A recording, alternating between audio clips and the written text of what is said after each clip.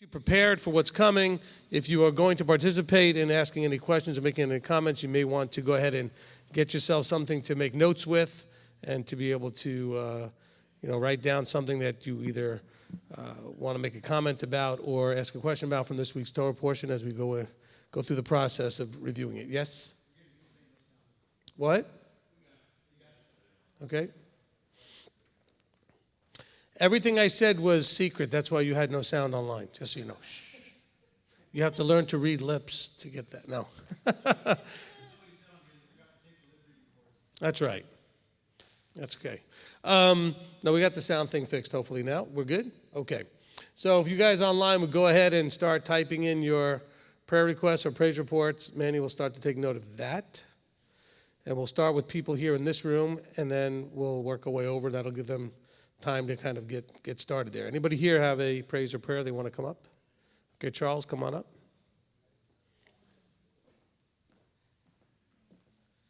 Well, shalom, everybody. I just want to thank everybody for their prayers for our family. Rylan is home, and he is doing well, other than a bump on the head.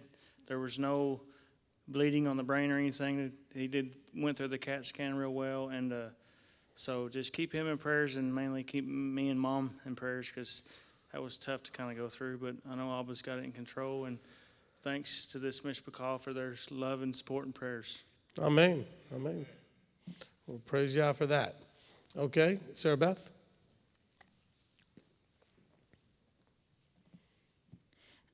Praise and a prayer. Praise. My shift had their audit today, and they came out to my area when I was the only one out there. And I started to feel really nervous, and I just remembered what you said. Half the time what we worry about doesn't even happen, so I just chose not to worry. Yeah, it was a big to-do about nothing. They didn't even ask me any questions, which was the part I was concerned about. And then a prayer, I have some medical appointments, and Abba's wisdom would be there. Amen. Okay, we certainly can do that. Anybody else here? Okay. All right, so you ready over there, or do you want me to stall a little bit? Stall a little bit, okay. So let's go ahead and talk about the elephant in the room, which is the protests that are going on and the reaction that's going on in the country. So we certainly want to pray for that. I think that it is important. It's an important part of the rights of the people in this country to make their voices heard. I think that's a very important part. I think it's also equally important that you actually have a point. Okay? Now, I'm not mocking anything. Obviously, there was a tragedy that happened. But it would be nice if, like when the civil rights movement was doing their protests, they were protesting wanting civil rights reform. There was something very specific they wanted. I really have to say, after watching 5 or 6 or 8 days of this, that I have no idea what the protesters want at this point. I know they want white police officers not to kill black people. I get that. But that's always been something everybody has wanted, including all the other police officers, whether they're white or black or anything. Nobody wants to see that happen. So my prayer is that if you're going to protest, then communicate what would you want done. What do you want to have happen? The person who did the incident, the person who had his knee on the man's neck that led to his death, he's been arrested and charged. Now, yes, the other officers standing there, I think, probably should have been as well, but they were not at this point. But the thing is, if you're protesting, you want that, then say that we're protesting because we want those police officers. Whatever it is, this is part of the problem with the group of people that are out there.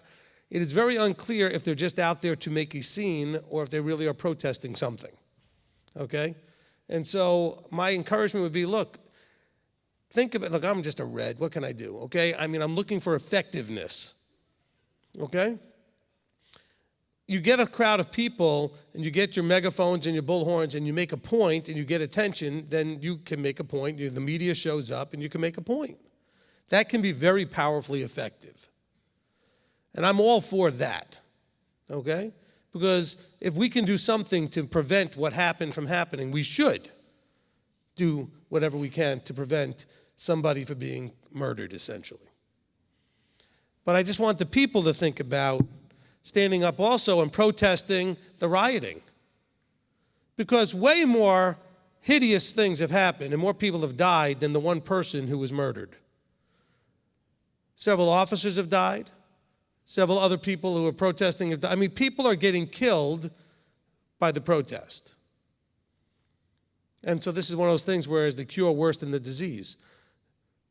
I saw a very powerful video of a man who also was with black skin, who was really pretty much distraught and in tears because the rioters had destroyed his business. And he didn't understand why they would do that to him. And the answer is because the rioters are rioting. They're not protesting. There's no way to say that I'm trying to make a point by breaking open a store and stealing all of its things.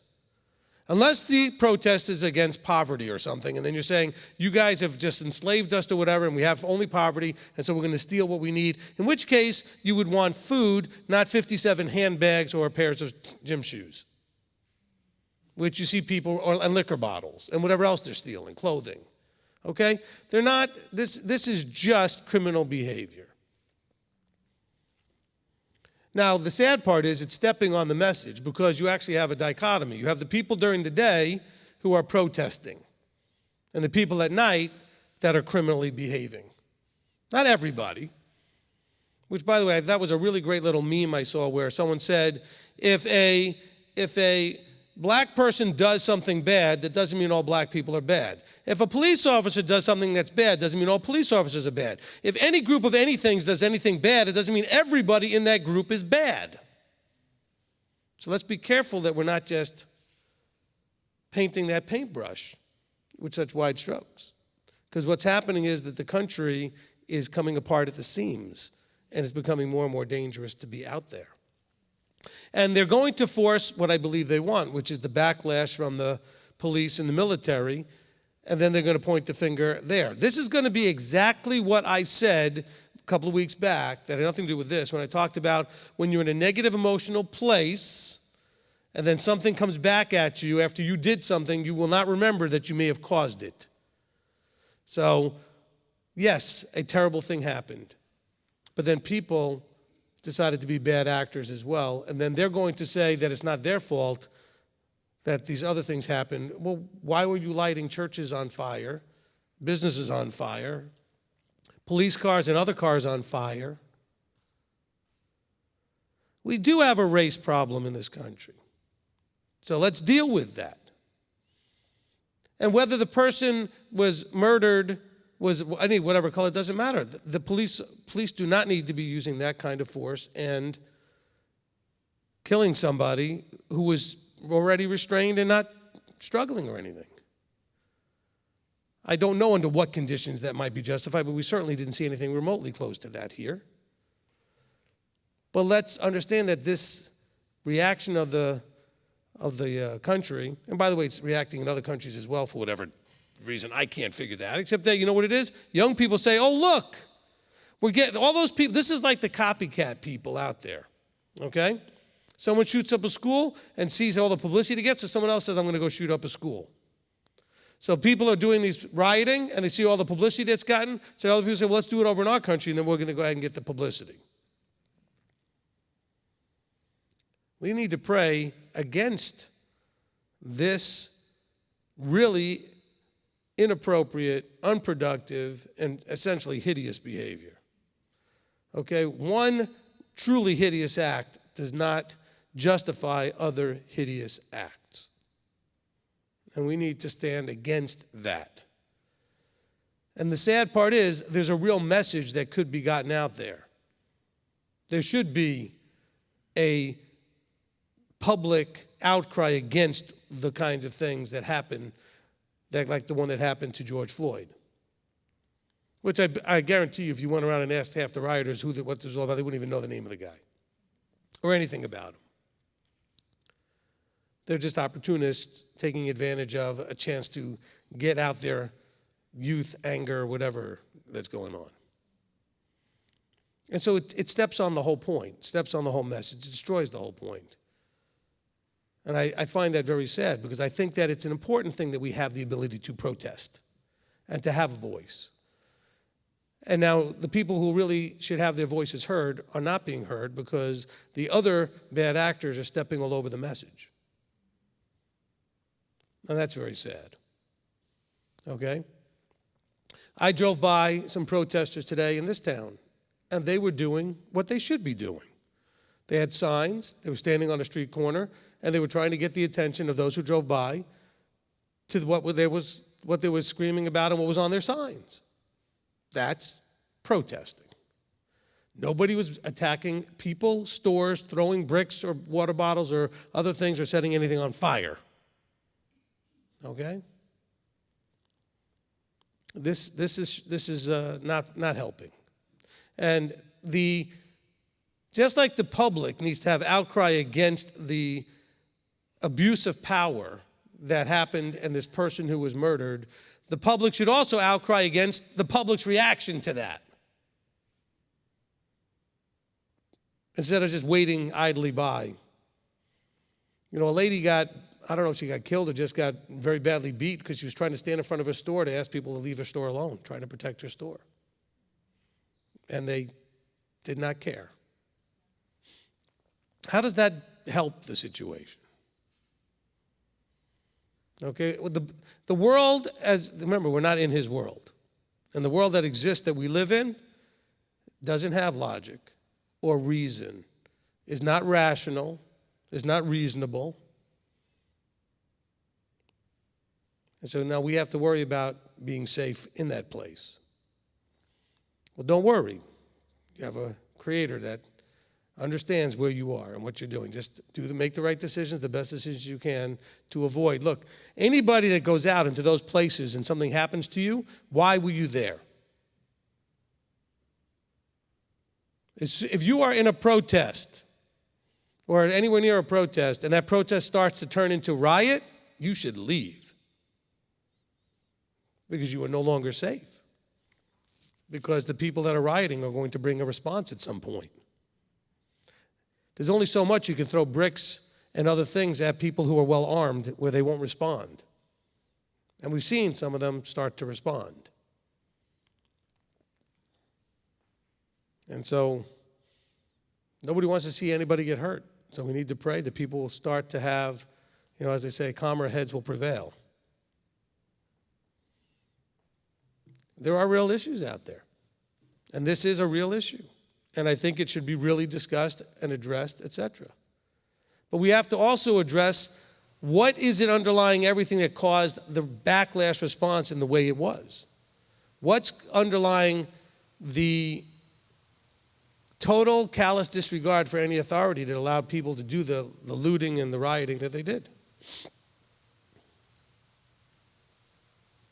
And of course, the same mayors and governors, and there should be a pox on all their houses, seriously. It's shameful that these people were literally arresting people for being in a park because of COVID-19, or sitting alone on a lifeguard stand, or walking onto a bus and dragging them off the bus because they didn't have a mask on, who did nothing while all this other stuff is going on.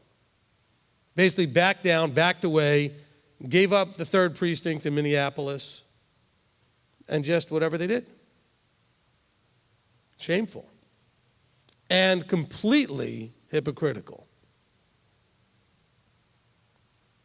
Unbelievable stuff. Watching what's going on, you seriously, if you're old enough and you've seen enough movies, you think you're in a movie. Like you literally think, I must be in a movie. This is stuff you would see in a movie. But it's real. And you sit there going, how could this be real?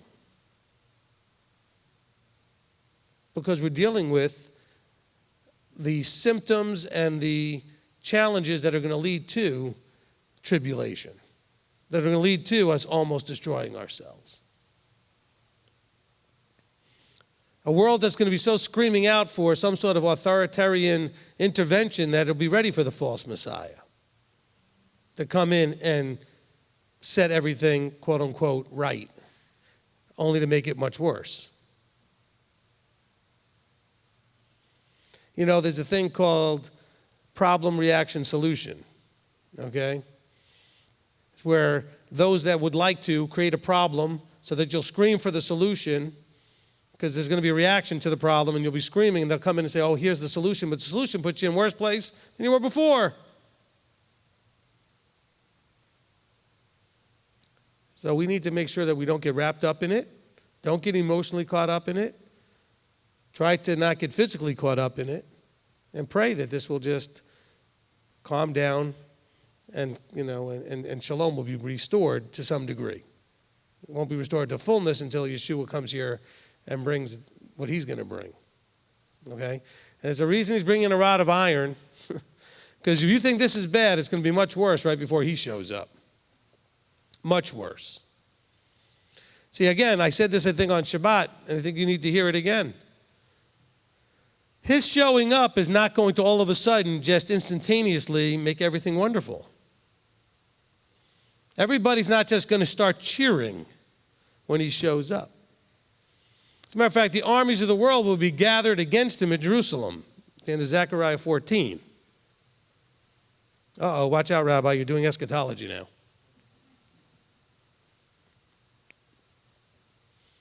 And so this is just a reverberation and ripple or whatever you want to call it before we get to the real thing.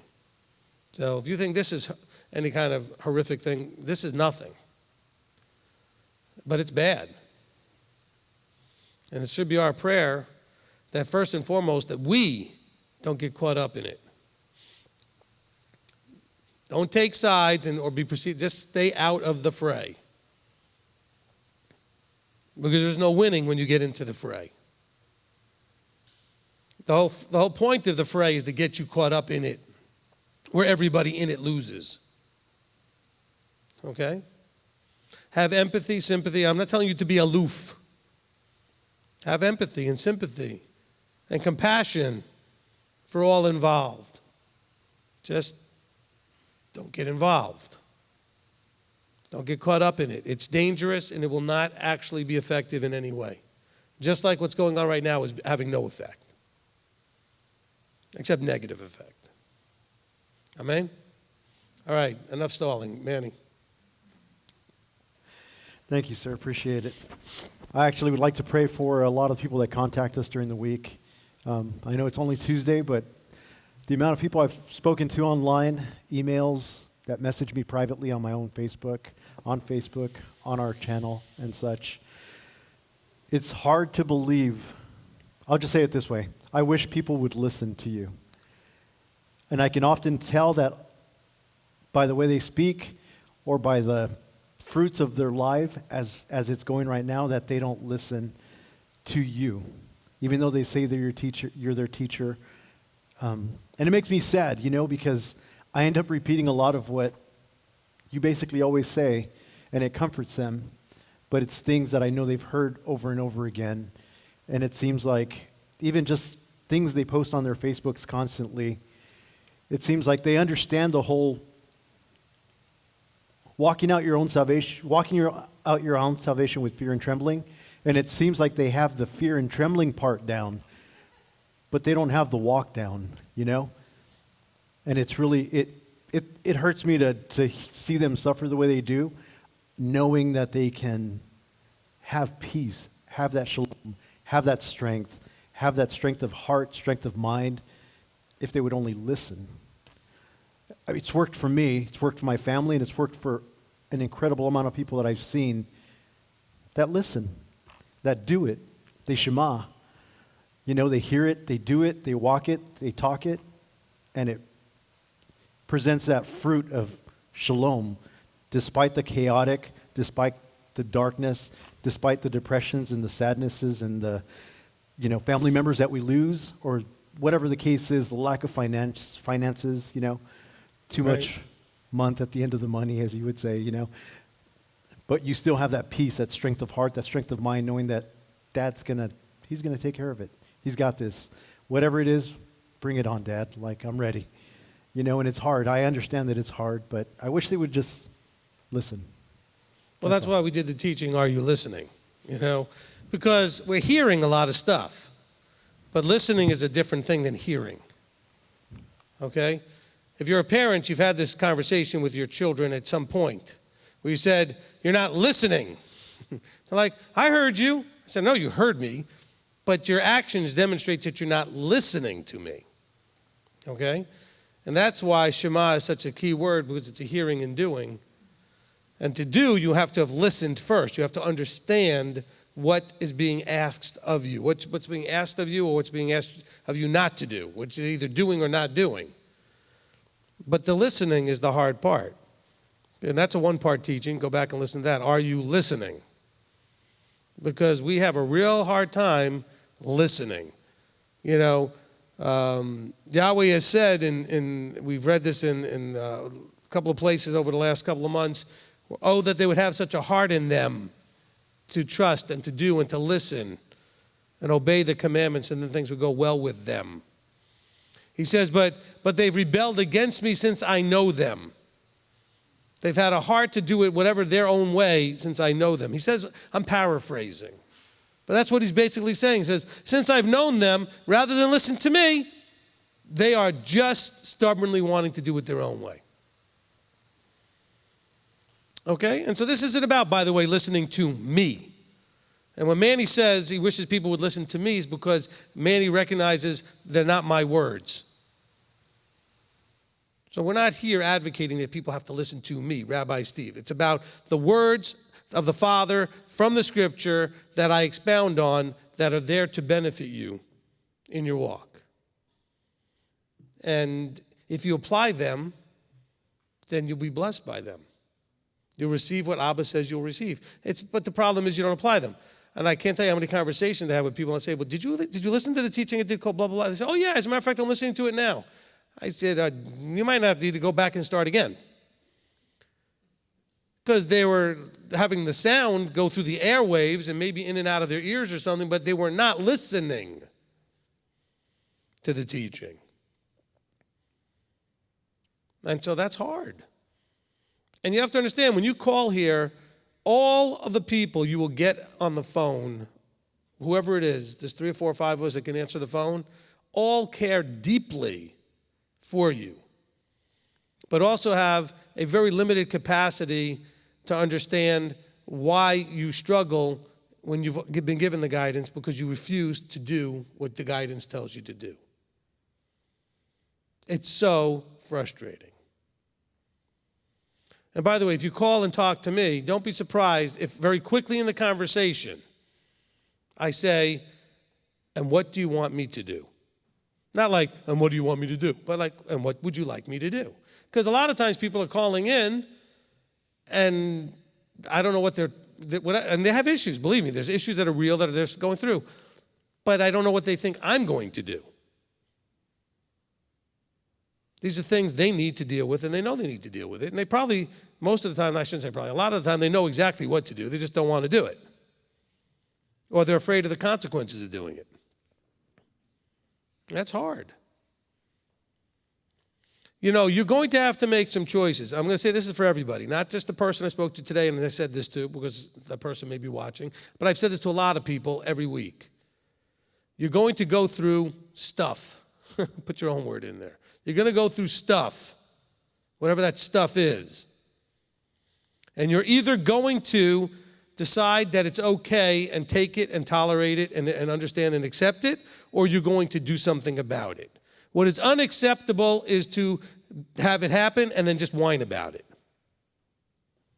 Okay? You have 2 choices. Either you're going to do something, but if I do something, then I won't like what's going to happen after that. Well, then make a choice. Which thing don't you like more? The thing that you're existing with right now, or the result if you do something? And then have peace. Sometimes you can't win. Do you understand what I'm saying? In other words, you have 2 choices. One is worse than the other. There is no winning. That's life. You're married. Your marriage is awful. There are kids involved.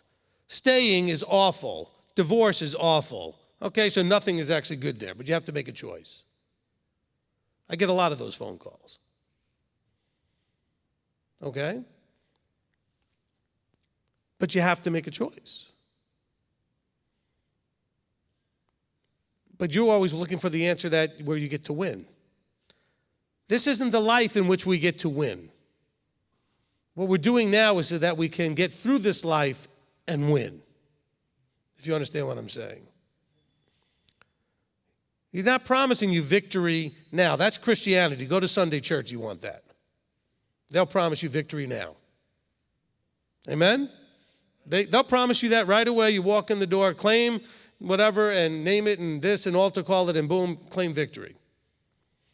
The book I read says victory is coming in the name of Messiah in the future here. Until then, we're overcoming. We're overcoming to the end. That means that till the end, there's going to be things to overcome. Victory is coming.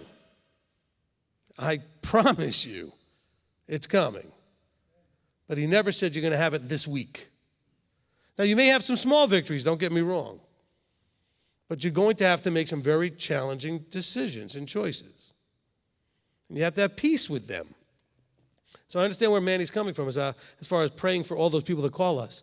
They all have genuine needs, and we're here to help you. And if we sound a little bit, I apologize if we sound a little bit, worn out or whatever word because you have no idea how many calls we get that are saying basically the same thing.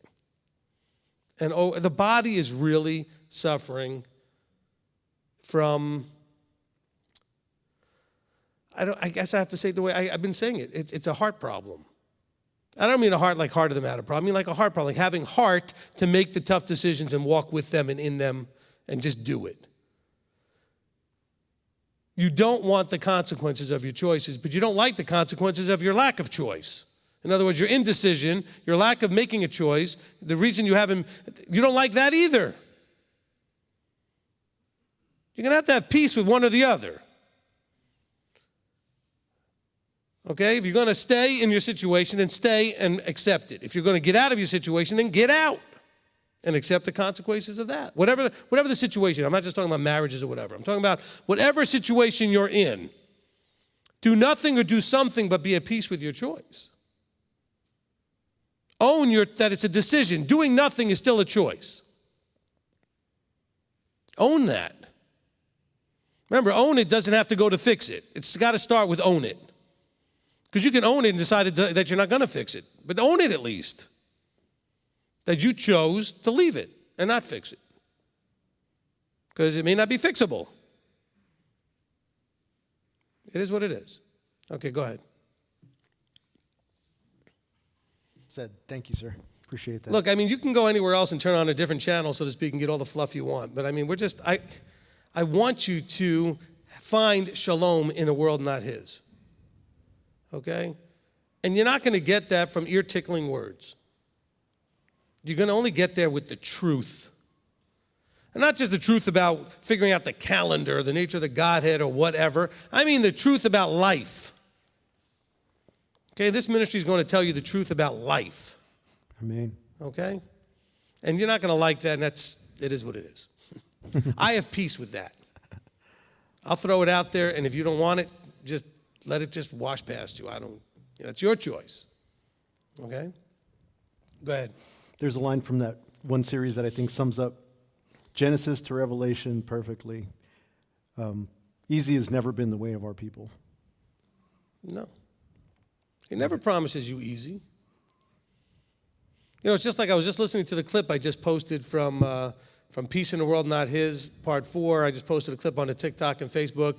And in it I said, by the way, we're going to be changed in a twinkling. Where did it ever say that won't be painful or anything else? It doesn't, we're we just picture everything is going to just be wonderful and simple.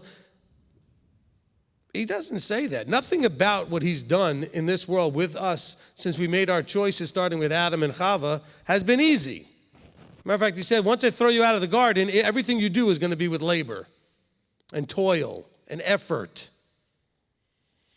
And we have bought into Hasatan, which is lazy, and we don't want to do effort. And by the way, you could be doing lots of things and putting in what you think is lots of effort, but not getting anywhere. So don't think a lot of activity means effort. I'm talking about effort in the right direction that bears the right fruit. And we are lazy in those areas. Because I know some of you get real offended when I use the word lazy. When you are unwilling to put the effort in to get the results that you really need to get, that's the laziness. You may be very industrious. Maybe a very hard worker at what you do. The laziness is in the heart and in the head, not in your ability to physically do work. But if the work is not producing the fruit you need, and the reason that you're not switching it to what you need is because in your mind, that's too much effort to retool, retrain, reschool, whatever. So you choose the path of least resistance, even though you hate it, even though you struggle and it won't get you the results, but you'd rather stay there than put in the effort. That's where the laziness comes in. I don't know what weakness, lazy, whatever word offends you the least, I don't care. Okay?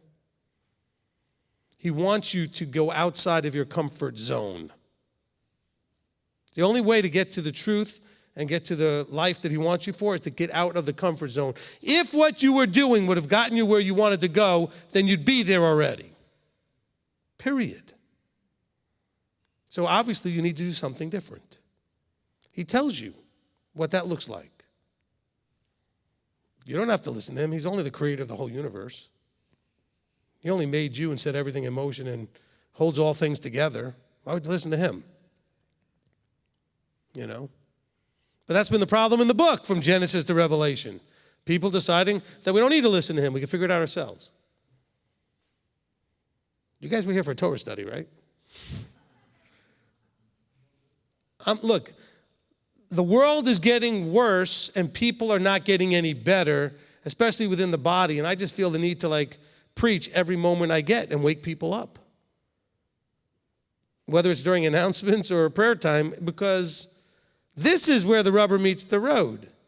You can figure out all the halakha in the world that you want to figure out. If you're not going to walk it out and apply it and find a way to get the character and internal changes necessary, then there was no point. The whole thing was pointless.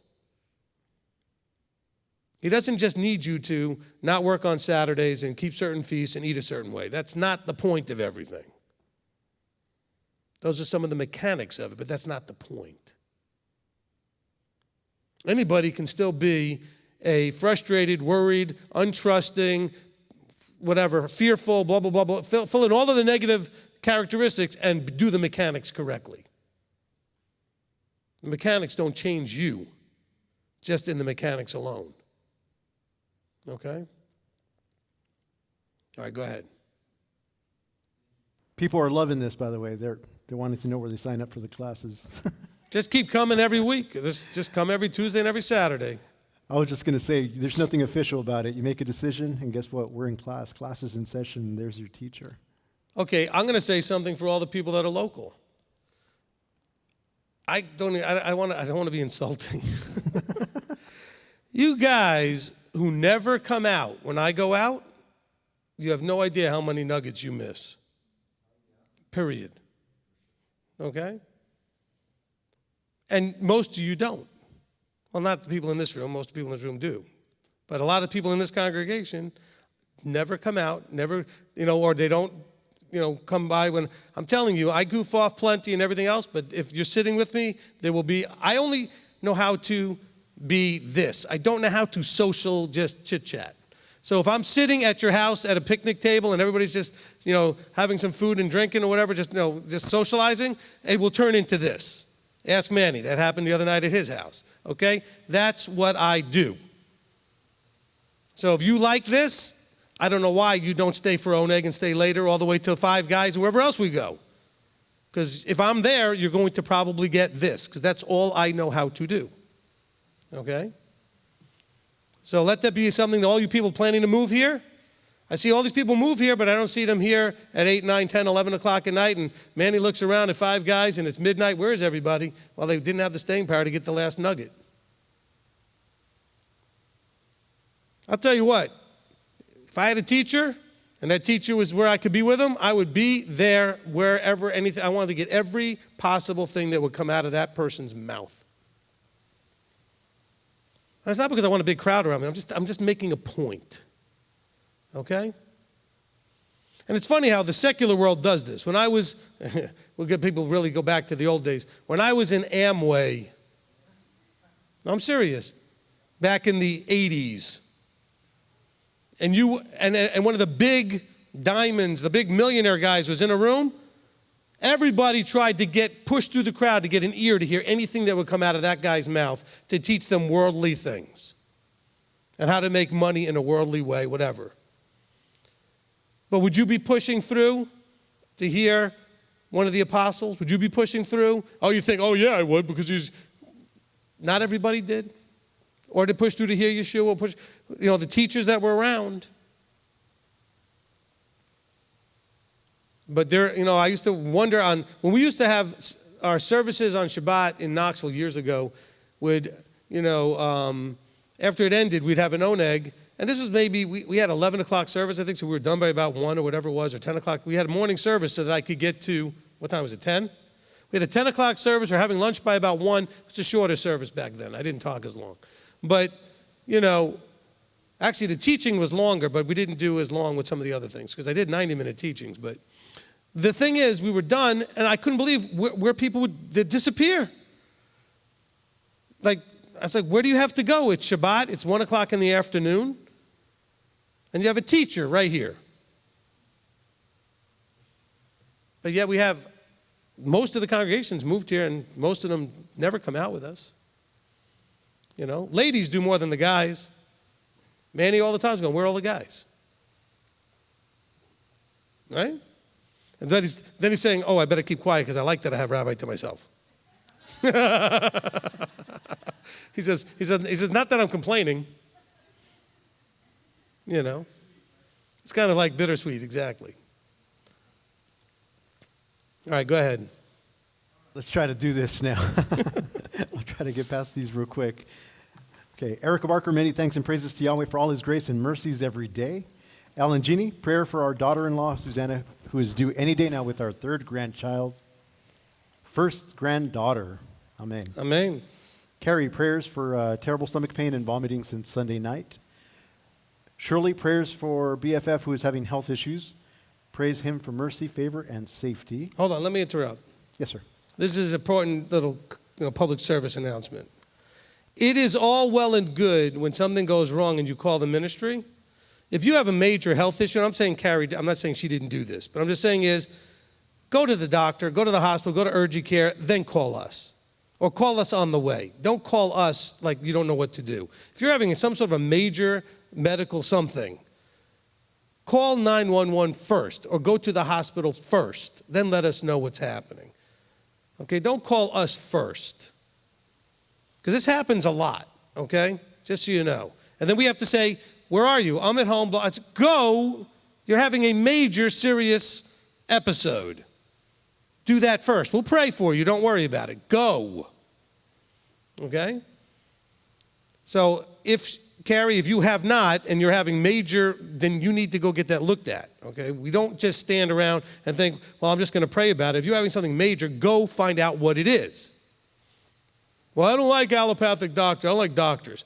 Look, doctors are pretty good at diagnosing. You might not like everything they want you to do afterwards, but at least you could try to find out what is the problem. Okay? And then you could decide what to do with it, but at least you can find out what it is. I'm sorry, I just had to throw it in because sometimes people think and they call us and we're like, go. I'm not saying don't call. Go first. Call us on the way, something, but take care of the problem. All right, go ahead. Okay, MTOI Urbana. Praises for the local group here who came together working to serve each other and made Shavuot and Shabbat a very good time. Deborah, thanks to Rabbi Steve and all the staff. I thank the Father for all you do for the body. Norma Silva, please help me to pray to get a new position in another department, if that is what Abba wants for me. Livia and Janet Hoffman, praises to Elohim for a fabulous Shavuot and fellowship with the Mishpocha in Tennessee. Diane, prayers for all who are trying to make a difference. Kathleen, prayer requests that our village will remain safe here outside of Chicago, as rioters have come out for the past 2 days. Tammy Rose, prays we made it home safely from Tennessee. Amen. Claire, prayer for all MTOI leadership, especially the Rebbitzins, and all their love and hard work for serving the body. Jerry, prayer request, Almighty Father, please send me paid please send me paying clients. I have not been hired for any paying projects for over 2 weeks. Let's see. Brides of the Harvest prayer request. Mr. Milberger has been asked to take a test all day this Thursday representing his company so they can get approved to build in another part of Texas. Daniel prays to Michael behind the camera at MTOI. He's gone above and beyond to make me feel as more than just a brother, but as a friend. Also, thank you, Rabbi Tom. Let's see. And by the way, Rabbi Tom would be here, but Rebbetzin Joanne is not feeling well, so keep her in prayer. Okay. And I'll have to call Rabbi Tom back. He was calling me right now as I'm reading. Well, he called me right before the study, so Okay. said he wasn't going to be here. So that'll count as you talking for Rabbi Tom. Well, but you'll still need to call him back if something else is going on, so. I just meant as a prayer request. Okay. Charlie, prayer for Deanne needs prayer. Need to dismantle our work office today because of protests in front of our building in the historic district. They removed anything that wasn't bolted down. Greg and Mary Wallen, prayers as I deal with pain, sleep issues, and other effects of fibromyalgia. Also prayers for Rabbi Rebbetzin, MTOI leadership, and staff. Also for the body not to allow their shalom to be disturbed in this untime of rest. Apologetic. This is Rich Wheeler. Prayers for conflict resolution with our property managers and healing for my wife, Anna. She has a bad sore throat and fever. Carrie Ann, please prayers for my parents. Helper Greg, he had a bad tractor accident yesterday and is in ICU, and they aren't sure he'll make it as he has a bad head injury. Bonnie, prayers for our president that Yahweh will give him wisdom. Prayers for our nation that cooler heads will prevail. Alicia, prayers for my husband Michael. He has pinched nerve in his back and is very painful to move. Claire, prayer request, continued prayer for my grandma, please. She is in the hospital recovering from hip replacement, and hospital is now advised that she has contracted COVID-19 while in their care. Claudia, please continue prayers for gainful employment. Jessica, prayers for one of my contracts. It's on thin ice. Chris and Becky, praise we got our roof fixed, beam up, and half of our water lines done in the house. Father is good. Please continue to pray for our grandson and our situation. And somebody by the name of Nobody Special. Please pray for my mother who had surgery today for a broken wrist and hip. Curtis Ray prays for the continued progress of the baby I mentioned on Shabbat. He is still in ICU, but doing much better. Praise and prayers to MTOI from Deborah. And that's it. All right, I want to say something I guess I've been meaning to say that I was thinking about the other day about our president, okay? You have two choices generally that come up from time to time when people run for that office. You either have career professionals who've been in politics forever, and they tend to be caught in what we call the swamp, or you get somebody like our current president who has no background whatsoever, and both have negative possibilities.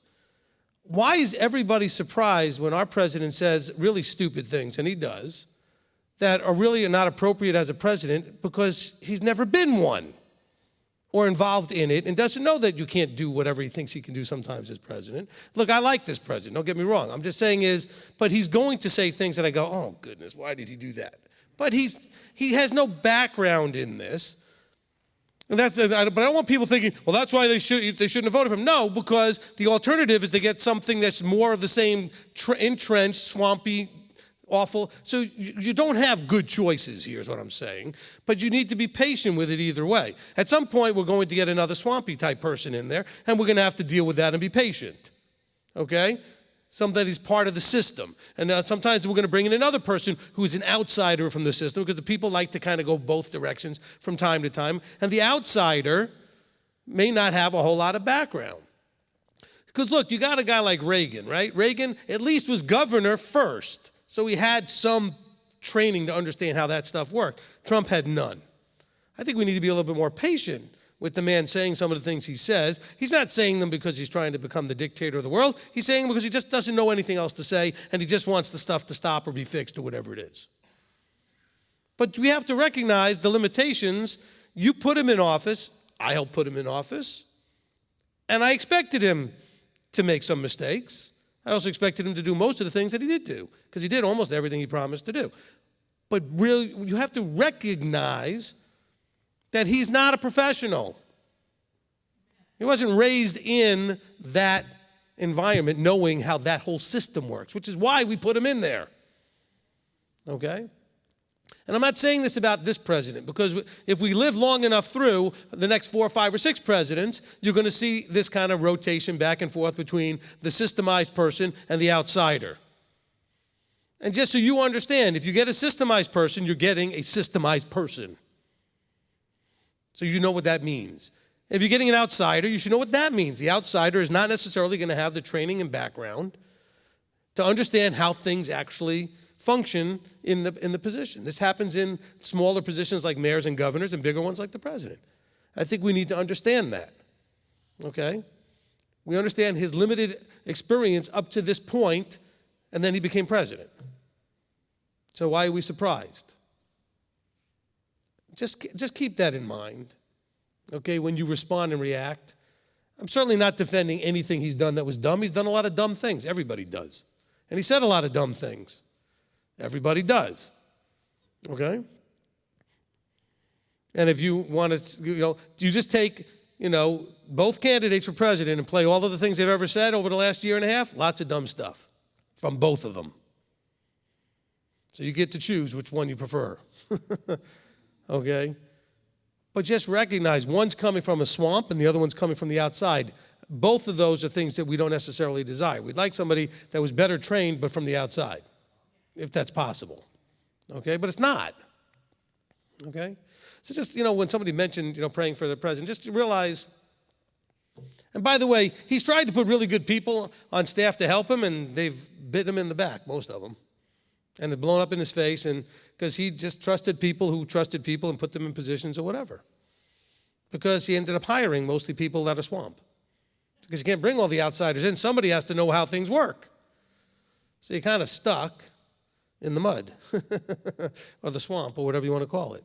So I'm just, definitely keep this in prayer, but also for the people to recognize that the man has been put in a position, which again, I think he's doing as reasonable a job as anybody else, that he has no training for.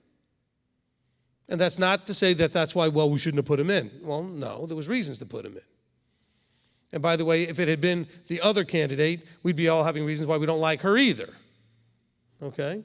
Just like we've had reasons to not like any president. Okay? We haven't had a president that everybody liked. Doesn't work that way. Country tends to be divided no matter who's in charge. All right? But just recognize that, because I thought about that the other day as he started, with this whole COVID-19 thing. He said a couple of dumb things. With this rioting, he said a few things. I'm like, but he's just reacting like a CEO would react to a problem, not like the president would. He doesn't understand political correctness, okay? Because he has no training in that. And so pray for the man, because he's still going to be president for a little while longer. And maybe for another 4 years after that. If that's the case, we'd like him to do better and continue to do the things that will bring the country, hopefully, on an upward path, if that's what would happen. Or if he doesn't get it, then whoever the next guy is would do those things. But realize that this is what we're facing, okay? And we have to have shalom and not get all emotionally involved either way. Because we already know the whole thing doesn't work eventually. Okay, and thankfully, last election it didn't happen. This next one I'm hoping it doesn't happen. The one thing I really don't want is don't call me up or email me telling me how this is the most important election of all times and why this person needs to win. Okay? Because that used to happen every election, and it used to drive me. There was always people in the body who were like obsessing on this. It's like, no, I obsess on Messiah Yeshua, not on whoever's going to be running this secular presidency. Okay? Because whoever it is isn't going to fix all the problems. But Yeshua will. Okay? End of story, period.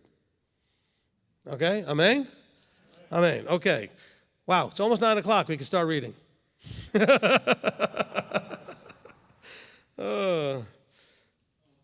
Okay, well, you know what? Well, since it is almost 9 o'clock, let me just go through the announcements real quick so that way we can just read and go right into the discussion, all right?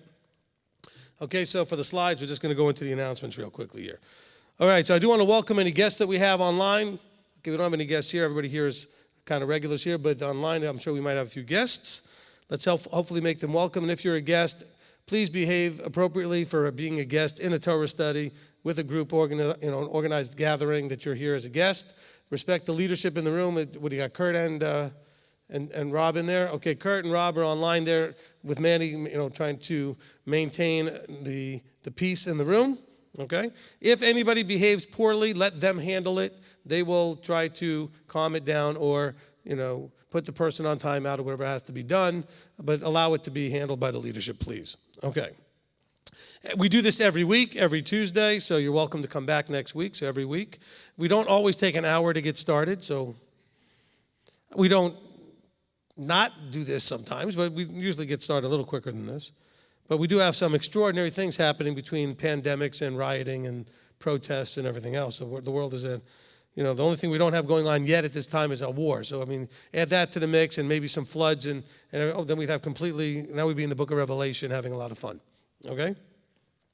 I was being sarcastic there, obviously. Okay. There will be nothing fun when we get into the book of Revelation actually happening, okay?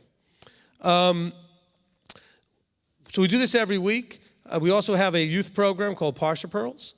Okay, so you can go to our separate website we have for that, which is ymtoi.org.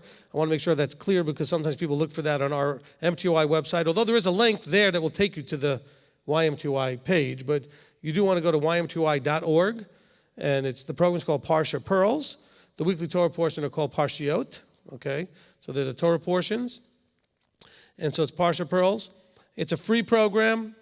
Okay, so you can download a PDF with a discussion about the Torah portion, questions for the children to answer to see if they were understanding the Torah portion, games like coloring pages and crossword puzzles and mazes and word searches and all kinds of things like that are in there. There are flashcards with some Hebrew words on it. There's a snack, there's a song, there's a craft, there's a notebook page. There's so much stuff. It's such a great program. I do want to strongly encourage you. And I have no problem with these huge endorsements for things that we don't sell, okay? All of the teachings and this program are all provided to you free of charge, okay? I know I have coworkers out there that like to have websites with memberships, and to get the really good stuff, you got to have to pay for the premium, whatever. I think I'm not for that, okay? We have, I don't know how many, 15, 1,600 videos or 18, I don't know how many, Marty would know how many videos we got now on YouTube. And it's all free. Everything I've ever taught, free. Okay, you want the CDs, contact us, we can mail them to you free. Please don't do that if you're downloading it online so that you don't cost us extra money because you just happen to want a set of CDs.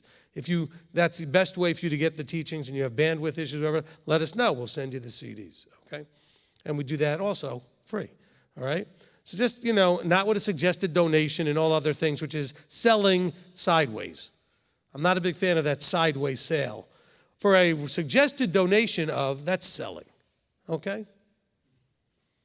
Okay, ours are just free, period. Because those whose hearts are moved, they already provide so that we can do that. And we appreciate that, okay? Whose hearts are moved to support what they see the Father doing. All right, so that we have enough to, as long as we can do it, we do it. Okay, and that's a part of the program that, I'm very serious about. And, even when we were thinking about cutting back different things during the shutdown and everything else, I said, the last thing I want to shut down is the CDs. That's what people need. Okay, so anyway, all right. Well, thank you. Appreciate that. All right, and we did have a discussion about that. And I said, no, let's just keep sending them. Okay. We also have, for you who want to hear the scriptures read, we do have audio scripture readings by Shira Wendling. She did a great job, and we have the Torah portions on our website. So go to mtoi.org and go under media. You'll see audio scripture readings, and then you can listen to the weekly Torah portions there. Okay? We do not yet have Genesis and Exodus, but we do have Leviticus, Numbers, and Deuteronomy. All right? And so it will be by the name of that week's Torah portion, and this week's Torah portion is Naso. Okay. And then we have Shabbat services every Saturday, so you guys are all welcome if you're new to come and live stream with us. If you don't have any place else to go, we live stream 1:15 Eastern Time, 1:15 p.m. Eastern Time. Okay, then this Sunday, June 7th, we're having our next leadership meetings with the South African leadership at 10 a.m., and then the full leadership at noon, all Eastern time. Okay, and then we have on June the 23rd, we're going to have a Rosh Chodesh and weekly Torah study combination. Okay, it's Rosh Chodesh HaRevi'i, the 4th month. Okay, also known as Tammuz, but not everybody's excited about that. So we're going to get together to eat. We'll make more announcements of that, about how that'll work, but probably around 6 o'clock. Okay, so we can do the Rosh Chodesh at 8, followed immediately by the Torah study, okay? So we'll be giving more information about how Rebbetzin would like to organize that and make it nice, so she'll be coming up with some sort of a plan for the meal for that night. All right, and then on July the 12th is our picnic and mikvah. We're hoping it will be at Chester Frost Park in Hickson, okay, as we have done in the past. Of course, we have no idea what the situation will be by the time we get to July 12th, okay? Also, I should have put as part of prayer time, it's still in the state of North Carolina, venues are not able to have groups of more than 10 do anything indoors, 25 outdoors as a group on their properties. And so we are still in contact with Ridgecrest to see if that may change at some point. They're apparently in what they're calling, North Carolina is calling phase 2, which will theoretically end, because it could get extended, but it should end around the end of June, June 26th or whatever it is, and then they would be going into phase 3, where they're hoping it'll be increased to 50 or whatever it might be, and then hopefully by October, when we get to Sukkot, it'll be able to situate all of us, all right? But at the moment, we are actively looking for other ways to handle things if that does not work out, okay? We talked to them today and did discuss, our commitments to still want to keep, the plan for October, but if they can't handle us as 300-400 that I expect us to be, well then, we're not going to know what else to do. Okay, so we're planning for the contingency so we have something in line, all right? We don't have that yet. Please pray that we'll be able to find alternatives and quickly. All right, that will cover it. Let's go ahead and do the readings. Okay, so today we are in the book of Numbers, beginning in chapter 4, verse 21. We're going to go to the end of chapter 7, which is a very long chapter, 89 verses, okay? So we're going to be doing 4, 5, 6, and 7. I actually have 11 readings, so if you'd like to come up and fill in a chair, we've got 6 chairs, so we'll fill them up once plus a little, almost twice, okay?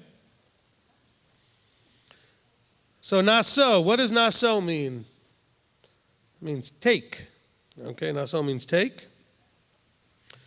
The Torah portions are named based on a primary, first word or first concept in the first verse of the Torah portion, unless the first verse is, and Yahweh spoke to Moshe, so that'll be the next verse, okay? But verse 21 tells us, and Yahweh spoke to Moshe, you see? So it's verse 22, it says, take a census. So Naso comes from take, all right? Okay, so I'm going to call up each reader one at a time. I'll say a blessing over each reader, a traditional blessing, and then they will read the verses. I'll tell them where they're going to read from and to, so they'll know where to start and where to finish. If you're online again, well, actually, if you're here, just make sure your phones are off, on silent, or whatever you need them to be, so that they don't accidentally go off before you may want it to at the end of the study. So let me double check mine. I'm pretty sure I turned it off just to make sure. Okay. There we go. Okay. All right, so we're going to go ahead and read this. And so if you're playing along at home, you may want to have something to write down or take notes on so that you can comment or ask a question about the Torah portion as we go along. Okay. So we're going to begin here with Steve. Come on up. All right, he who blessed our fathers, Abraham, Isaac, and Jacob, may he bless Steve, who's come up to honor Yahweh in the Torah. May the set-apart one bless him and his family and send blessing and prosperity on all the works of his hands. Amen. All right, he's going to start us off in chapter 4 of Numbers, verse 21 to 33.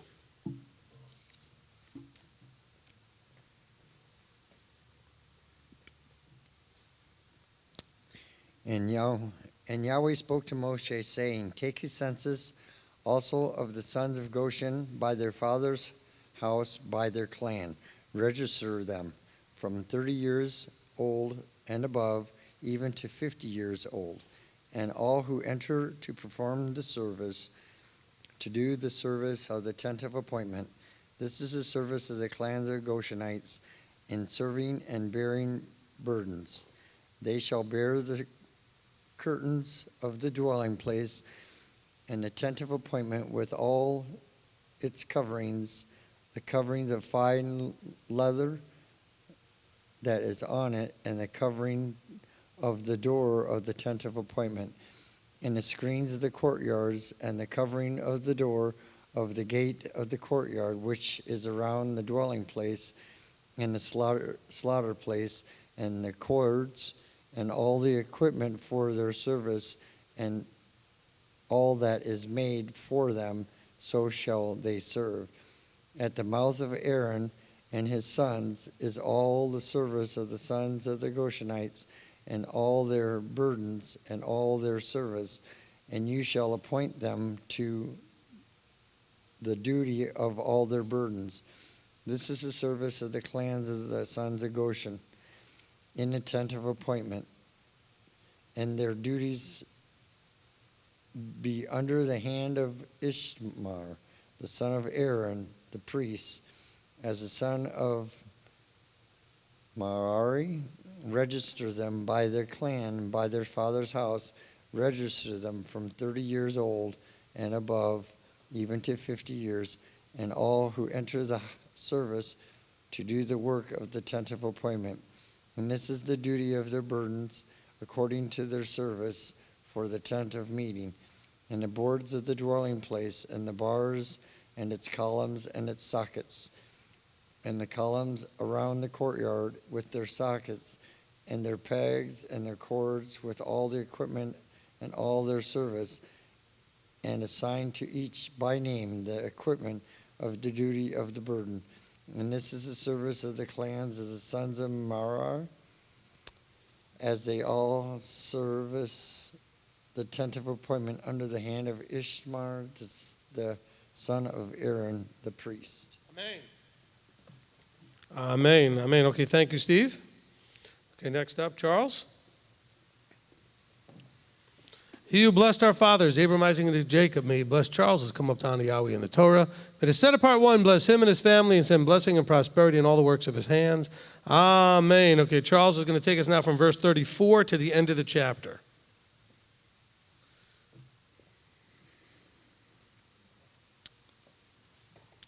So Moshe and Aharon and the leaders of the congregation registered the sons of the Kehathites by their clans, by their father's house, from 30 years old and above, even to 50 years old, all who entered the service for work in the tent of appointment. And the registered ones by their clans were 2,750. These were the registered ones of the clans of the Kehathites, and all those serving in the tent of appointment, whom Moshe and Aharon registered according to the mouth of Yahweh by the hand of Moshe.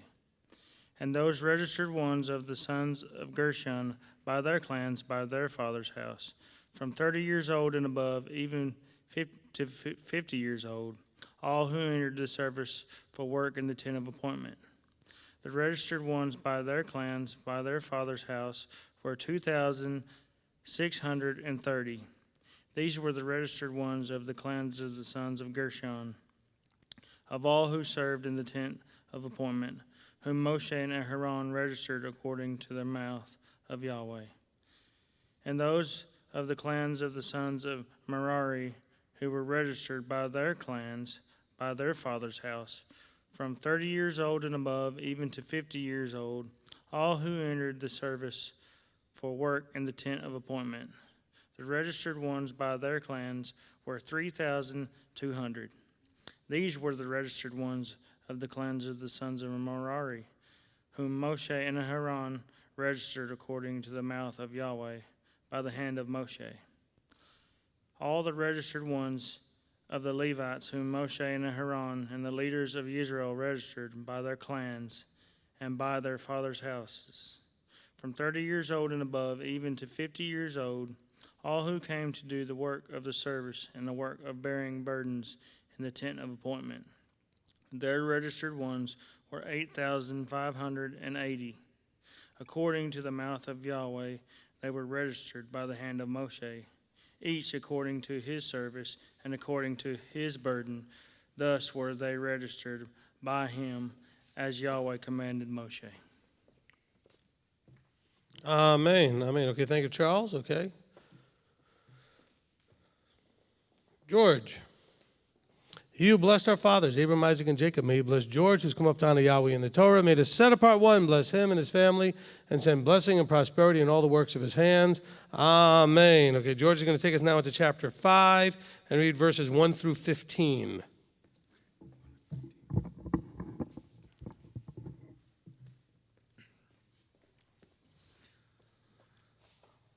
And Yahweh spoke to Moshe, saying, Command the children of Israel to send out of the camp every leper and everyone who has a discharge and whoever becomes defiled for a being.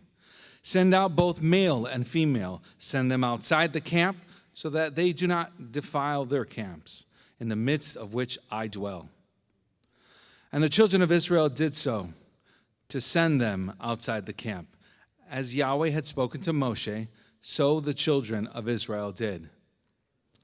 And Yahweh spoke to Moshe, saying, Speak to the children of Israel. When a man or a woman commits any sin that men commit in trespass against Yahweh, and that being is guilty, then they shall confess their sin which they have done. And he shall restore his guilt in its principal, plus 1/5 of it, and give it to whom he has been guilty. But if the man has no relative to restore the guilt to, the guilt which is restored goes to Yahweh for the priest, in addition to the ram of the atonement with which atonement is made for him. And every contribution of all set-apart gifts of the children of Israel, which they bring to the priest, becomes his. And every man's set-apart gifts becomes his. Whatever any man gives the priest becomes his. And Yahweh spoke to Moshe, saying, Speak to the children of Israel, and say to them, When any man's wife turns aside and has committed a trespass against him, and a man has intercourse with her, and it is hidden from the eyes of her husband, and it is concealed that she has defiled herself, and there was no witness against her, nor was she caught, and a spirit of jealousy comes upon him, and he becomes jealous of his wife who has defiled herself, or a spirit of jealousy comes upon him, and he becomes jealous of his wife, although she has not defiled herself, then the man shall bring his wife to the priest, and he shall bring the offering for her, 1/10 of an ephah of barley flour. He is not to pour oil on it or put frankincense on it, because it is a grain offering of jealousy, an offering for remembering, for bringing crookedness to remembrance.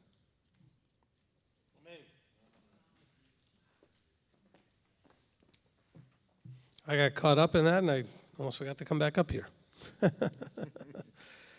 All right, Kip. He who blessed our fathers, Abraham, Isaac, and Jacob, may he bless Kip, who's come up down to Yahweh in the Torah. May the set apart one bless him and his family and send blessing and prosperity on all the works of his hands. Amen. Okay, Kip's going to take us now from verse 16 to the end of chapter 5.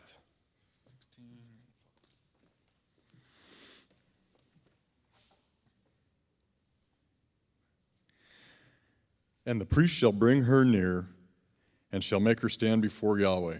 And the priest shall take set-apart water in an earthen vessel, and take some of the dust that is on the floor of the dwelling place, and put it into the water. And the priest shall make the woman stand before Yahweh, and shall uncover the woman's head, and put the offering for remembering in her hands, which is the grain offering of jealousy, while the priest holds in his hand the bitter water that brings a curse. And the priest shall make her swear, and say to the woman, If no man has lain with you, and if you have not turned aside to uncleanness under your husband's authority, be free from this bitter water that brings a curse. But if you have turned aside under your husband's authority, and if you have defiled yourself, and some man other than your husband has lain with you, then the priest shall make the woman swear with the oath of the curse, and he shall say to the woman, Yahweh make you a curse and an oath among your people, when Yahweh makes your thighs waste away and your belly swell. And this water that causes the curse shall go into your inward parts and make your belly swell and your thigh waste away. And the woman shall say, Amen, Amen. And the priest shall write these curses in a book and shall wipe them off into the bitter water, and shall make the woman drink the bitter water that brings the curse, and the water that brings the curse shall enter her to become bitter. And the priest shall take the grain offering of jealousy from the woman's hand, and shall wave the offering before Yahweh, and bring it to the slaughter place. And the priest shall take a hand filled with the offering, as its remembrance offering, and burn it on the slaughter place, and afterward make the woman drink the water. And when he has made her drink the water, then it shall be, if she has defiled herself and has committed a trespass against her husband, that the water that brings the curse shall enter her and become bitter, and her belly shall swell, and her thighs shall waste away, and the woman shall become a curse among her people. But if the woman has not defiled herself and is clean, then she shall be clear and shall conceive children. This is the Torah of jealousy, when a wife turns aside under her husband's authority and defiles herself. Or when a spirit of jealousy comes upon a man, and he becomes jealous of his wife. Then he shall make the woman stand before Yahweh, and the priest shall do to her all this Torah. And the man shall be clear from crookedness, but the woman bear her crookedness.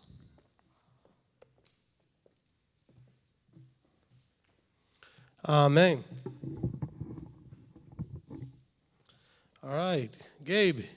He who blessed our fathers, Abraham, Isaac, and Jacob, may he bless Gabe, who's come up down to Yahweh in the Torah. May the set apart one bless him and his family and send blessing and prosperity on all the works of his hands.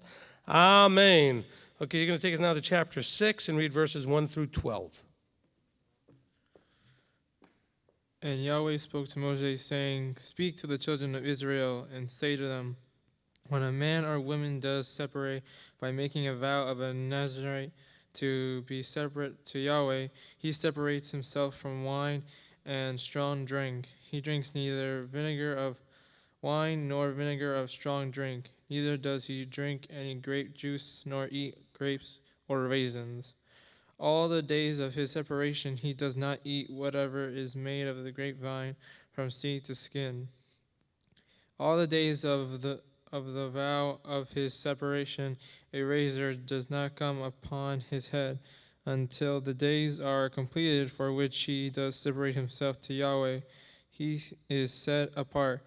He shall let the locks of the hair of his head grow long. All the days of his separation to Yahweh does not go near a dead body. He does not make himself unclean for his father or for his mother, for his brother or his sister, when they die, because his separation to Yahweh is on his head. All the days of his separation he is set apart to Yahweh. And when anyone dies beside him in an instant, suddenly, and he has defied the head of his separation, then he shall shave his head on the day of his cleansing. On the seventh day he shaves it. And on the 8th day he brings 2 turtle doves or 2 young pigeons to the priest to the door of the tent of appointment. And the priest shall prepare one as a sin offering and the other as an ascending offering, and shall make atonement for him, because he sinned by reason of the dead body. And he shall set apart his head on that day, and shall separate to Yahweh the days of his separation, and shall bring a male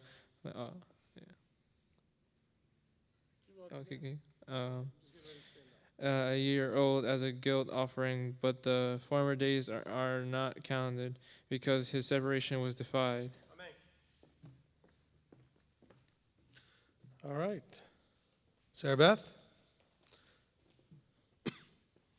He who blessed our fathers, Abraham, Isaac, and Jacob, may he bless Sarah Beth, who's come up down to Yahweh in the Torah. May the set apart one bless her and her family and send blessing and prosperity in all the works of her hands. Amen. Okay, you're going to take us now from verse 13 to the end of chapter 6.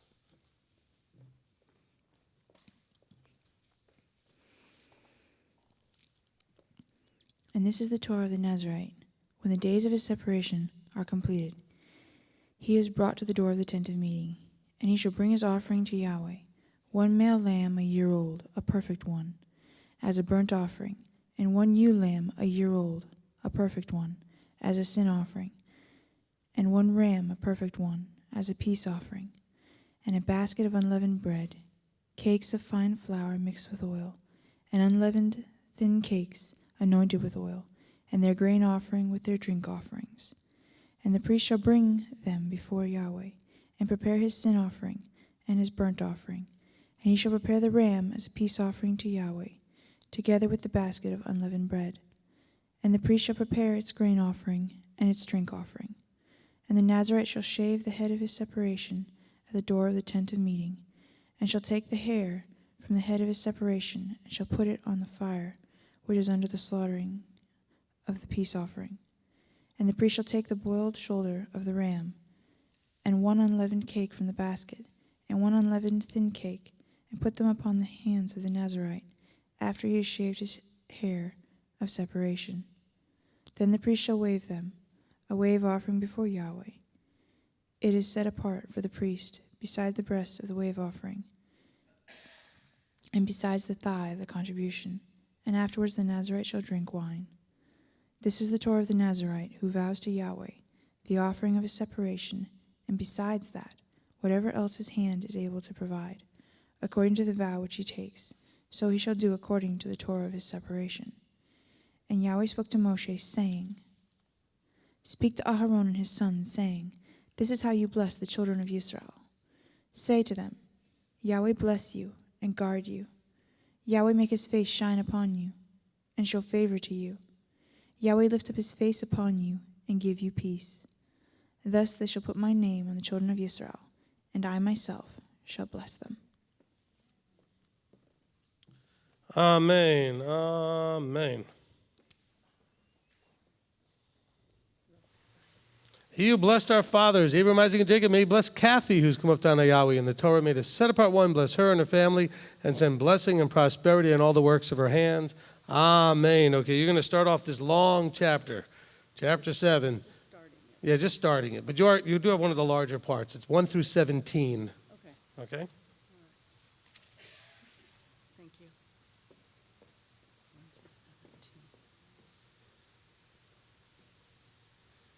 And it came to be when Moshe finished setting up the dwelling place that he anointed it and set it apart and all its furnishings, as well as the slaughter place and all its utensils. Thus he anointed them and set them apart. And the leaders of Israel, heads of their fathers' houses, who were the leaders of the tribes, and over the ones registered, drew near. And they brought their offering before Yahweh, 6 covered wagons and 12 cattle, a wagon for every 2 of the leaders, and for each one a bull. And they brought them near before the dwelling place.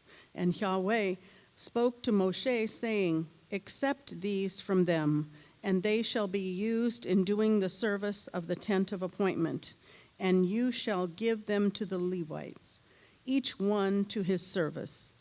And Moshe took the wagons and the cattle, and gave them to the Levites. And he gave 2 wagons and 4 cattle to the sons of Gershon, according to their service. And he gave 4 wagons and 8 cattle to the sons of Merari, according to their service, under the hand of Ithamar, son of Aharon the priest. But to the sons of Kehath he gave none, because theirs was the service of the set-apart objects, which they bore on their shoulders. And the leaders brought the dedication offering of the slaughter place in the day it was anointed. So the leaders brought their offering before the slaughter place. And Yahweh said to Moshe, Let them bring their offering 1 leader each day for the dedication of the slaughter place. And the one who brought his offering on the first day was Naso, son of Amminadab, from the tribe of Yehudah.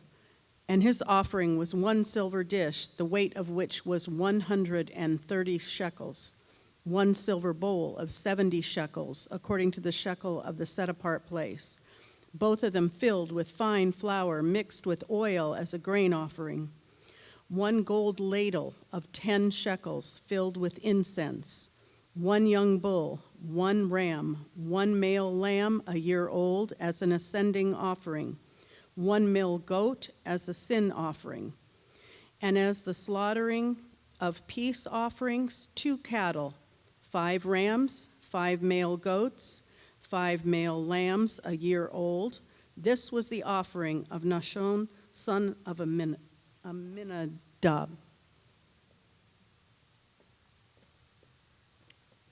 Amen. Amen. Now, if you guys who are coming next paid really good attention, you're going to read almost the exact same things, just for a different leader for the next 70 verses. Okay. Michelle. He who blessed our fathers, Abraham, Isaac, and Jacob, may he bless Michelle, who's come up down to Yahweh in the Torah. May the set apart one bless you and your family and send blessing and prosperity on all the works of her hands. Amen. Okay, so I'm going to take us from 18 to 35.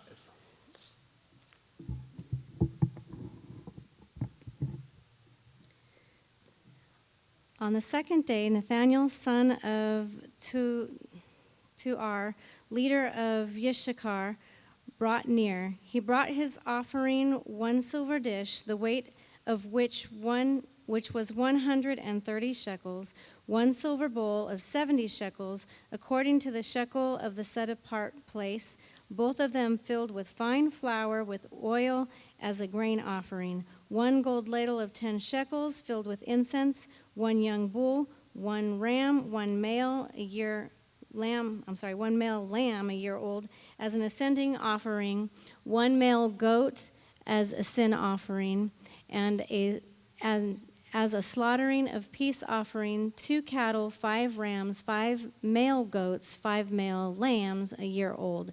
This was the offering of Nathanael, son of Tusar. On the third day, Eliab, son of Helon, leader of the children of Zebulun, his offering was 1 silver dish, the weight of which was 130 shekels, 1 silver bowl of 70 shekels, according to the shekel of the set-apart place, both of them filled with fine flour mixed with oil as a grain offering, 1 gold ladle of 10 shekels filled with incense, 1 young bull, 1 ram, 1 male lamb a year old as an ascending offering, 1 male goat as a sin offering, and as a slaughtering of peace offering, 2 cattle, 5 rams, 5 male goats, 5 male lambs a year old. This was the offering of Eliab, son of Helon. How far did I go? You're going to 35. 35. On the fourth day, Elitzer, son of Shedeur, leader of the children of Reuben, his offering was 1 silver dish, the weight of which was 130 shekels, 1 silver bowl of 70 shekels, according to the shekel of the set-apart place, both of them filled with fine flour with oil as a grain offering, 1 gold ladle of 10 shekels filled with incense, 1 young bull, 1 ram, 1 male lamb a year old as an ascending offering, 1 male goat as a sin offering, and as a slaughtering of peace offering, 2 cattle, 5 rams, 5 male goats, 5 male lambs a year old. This was the offering of Elitzer, son of Shedeur. Amen. Amen. Amen. And easy for you to say. Lynn.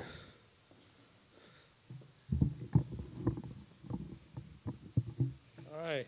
He who blessed our fathers, Abraham, Isaac, and Jacob, may he bless Lynn, who's come up down to Yahweh in the Torah. May the set-apart one bless her and her family and send blessing and prosperity in all the works of her hands. Amen. Okay, Lynn takes us now from verse 36 to 53.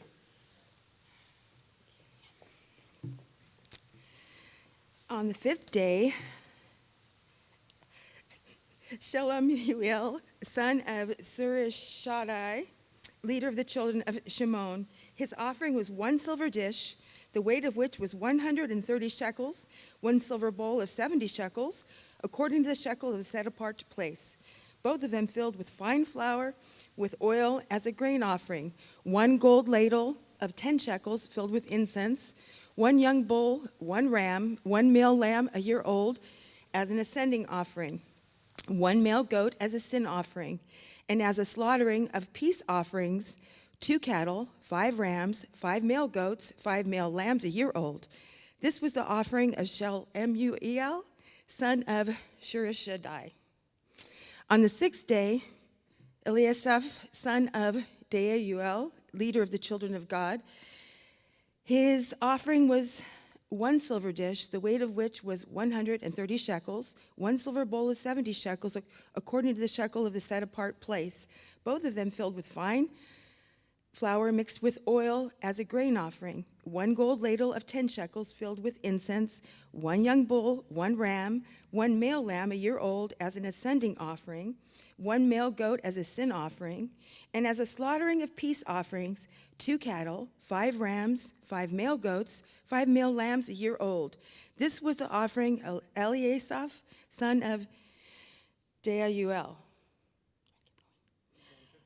On the 7th day, Elishama, son of Ammihud, leader of the children of Ephraim, his offering was 1 silver dish, the weight of which was 130 shekels, 1 silver bowl of 70 shekels, according to the shekel of the set-apart place, both of them filled with fine flour with oil as a grain offering, 1 gold ladle of 10 shekels filled with incense, 1 young bull, 1 ram, 1 male lamb a year old as an ascending offering, 1 male goat as a sin offering, and as a slaughtering of peace offerings, 2 cattle, 5 rams, 5 male goats, 5 male lambs a year old.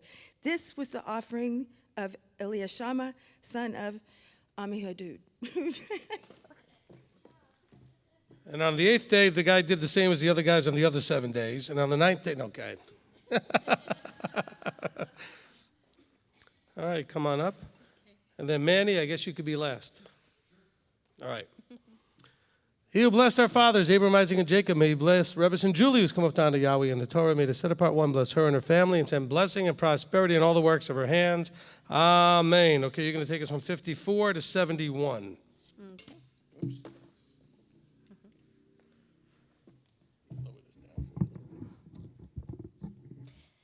And on the 8th day, Gamliel, son of Pedatsur, leader of the children of Menashe, his offering was 1 silver dish, the weight of which was 130 shekels, 1 silver bowl of 70 shekels, according to the shekel of the set-apart place, both of them filled with fine flour mixed with oil as a grain offering, 1 gold ladle of 10 shekels filled with incense, 1 young bull, 1 ram, 1 male lamb a year old as an ascending offering, 1 male goat as a sin offering, and as a slaughtering of peace offerings, 2 cattle, 5 rams, 5 male goats, 5 male lambs a year old. This was the offering of Gamliel, son of Pedatsur. On the 9th day, Abidan, son of Gedoni, leader of the children of Benjamin, his offering was 1 silver dish, the weight of which was 130 shekels, 1 silver bowl of 70 shekels, according to the shekel of the set-apart place, both of them filled with fine flour mixed with oil as a grain offering, 1 gold ladle of 10 shekels filled with incense, 1 young bull, 1 ram, 1 male lamb a year old as an ascending offering, and 1 male goat as a sin offering, and as a slaughtering of peace offerings, 2 cattle, 5 rams, 5 male goats, 5 male lambs a year old. This was the offering of Abidan, son of Gedoni. On the 10th day, Ahiezer, son of Ammishaddai, leader of the children of Dan.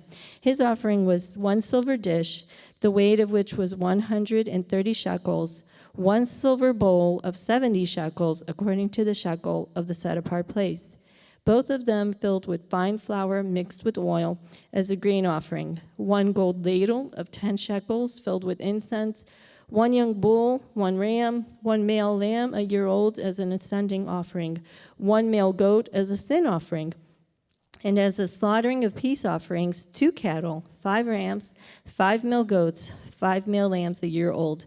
This was the offering of Ahiezer, son of Ammishaddai. Amen. Amen. Okay. We'll get Manny up here.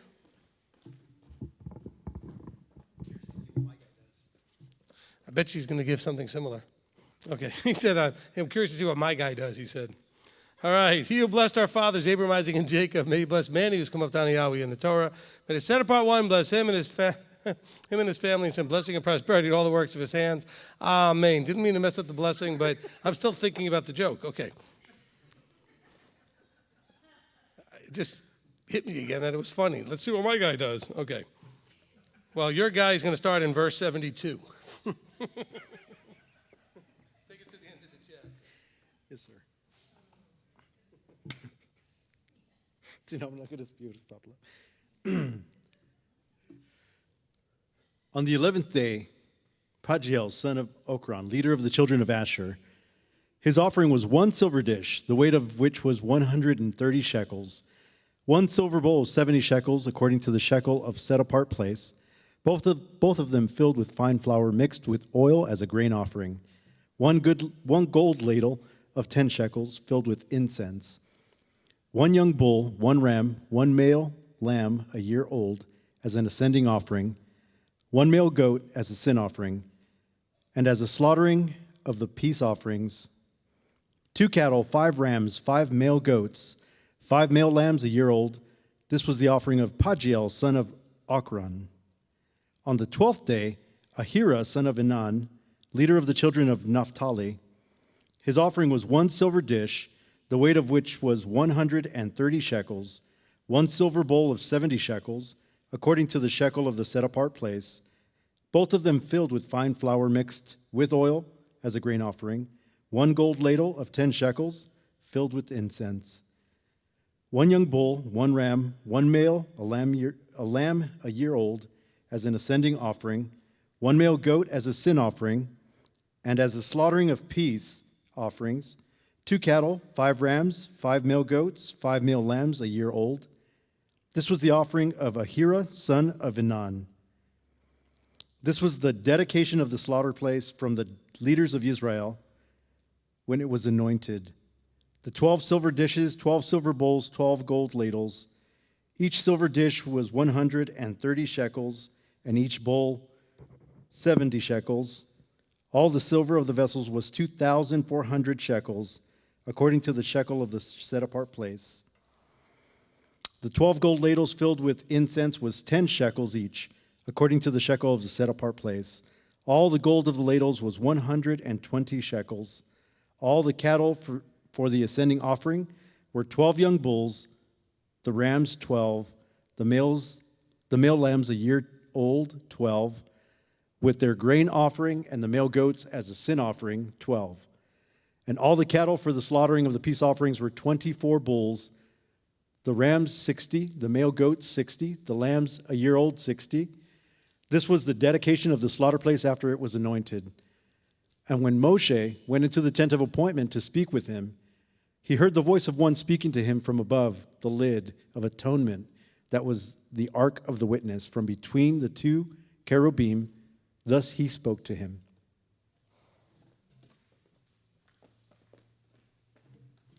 Amen. Amen.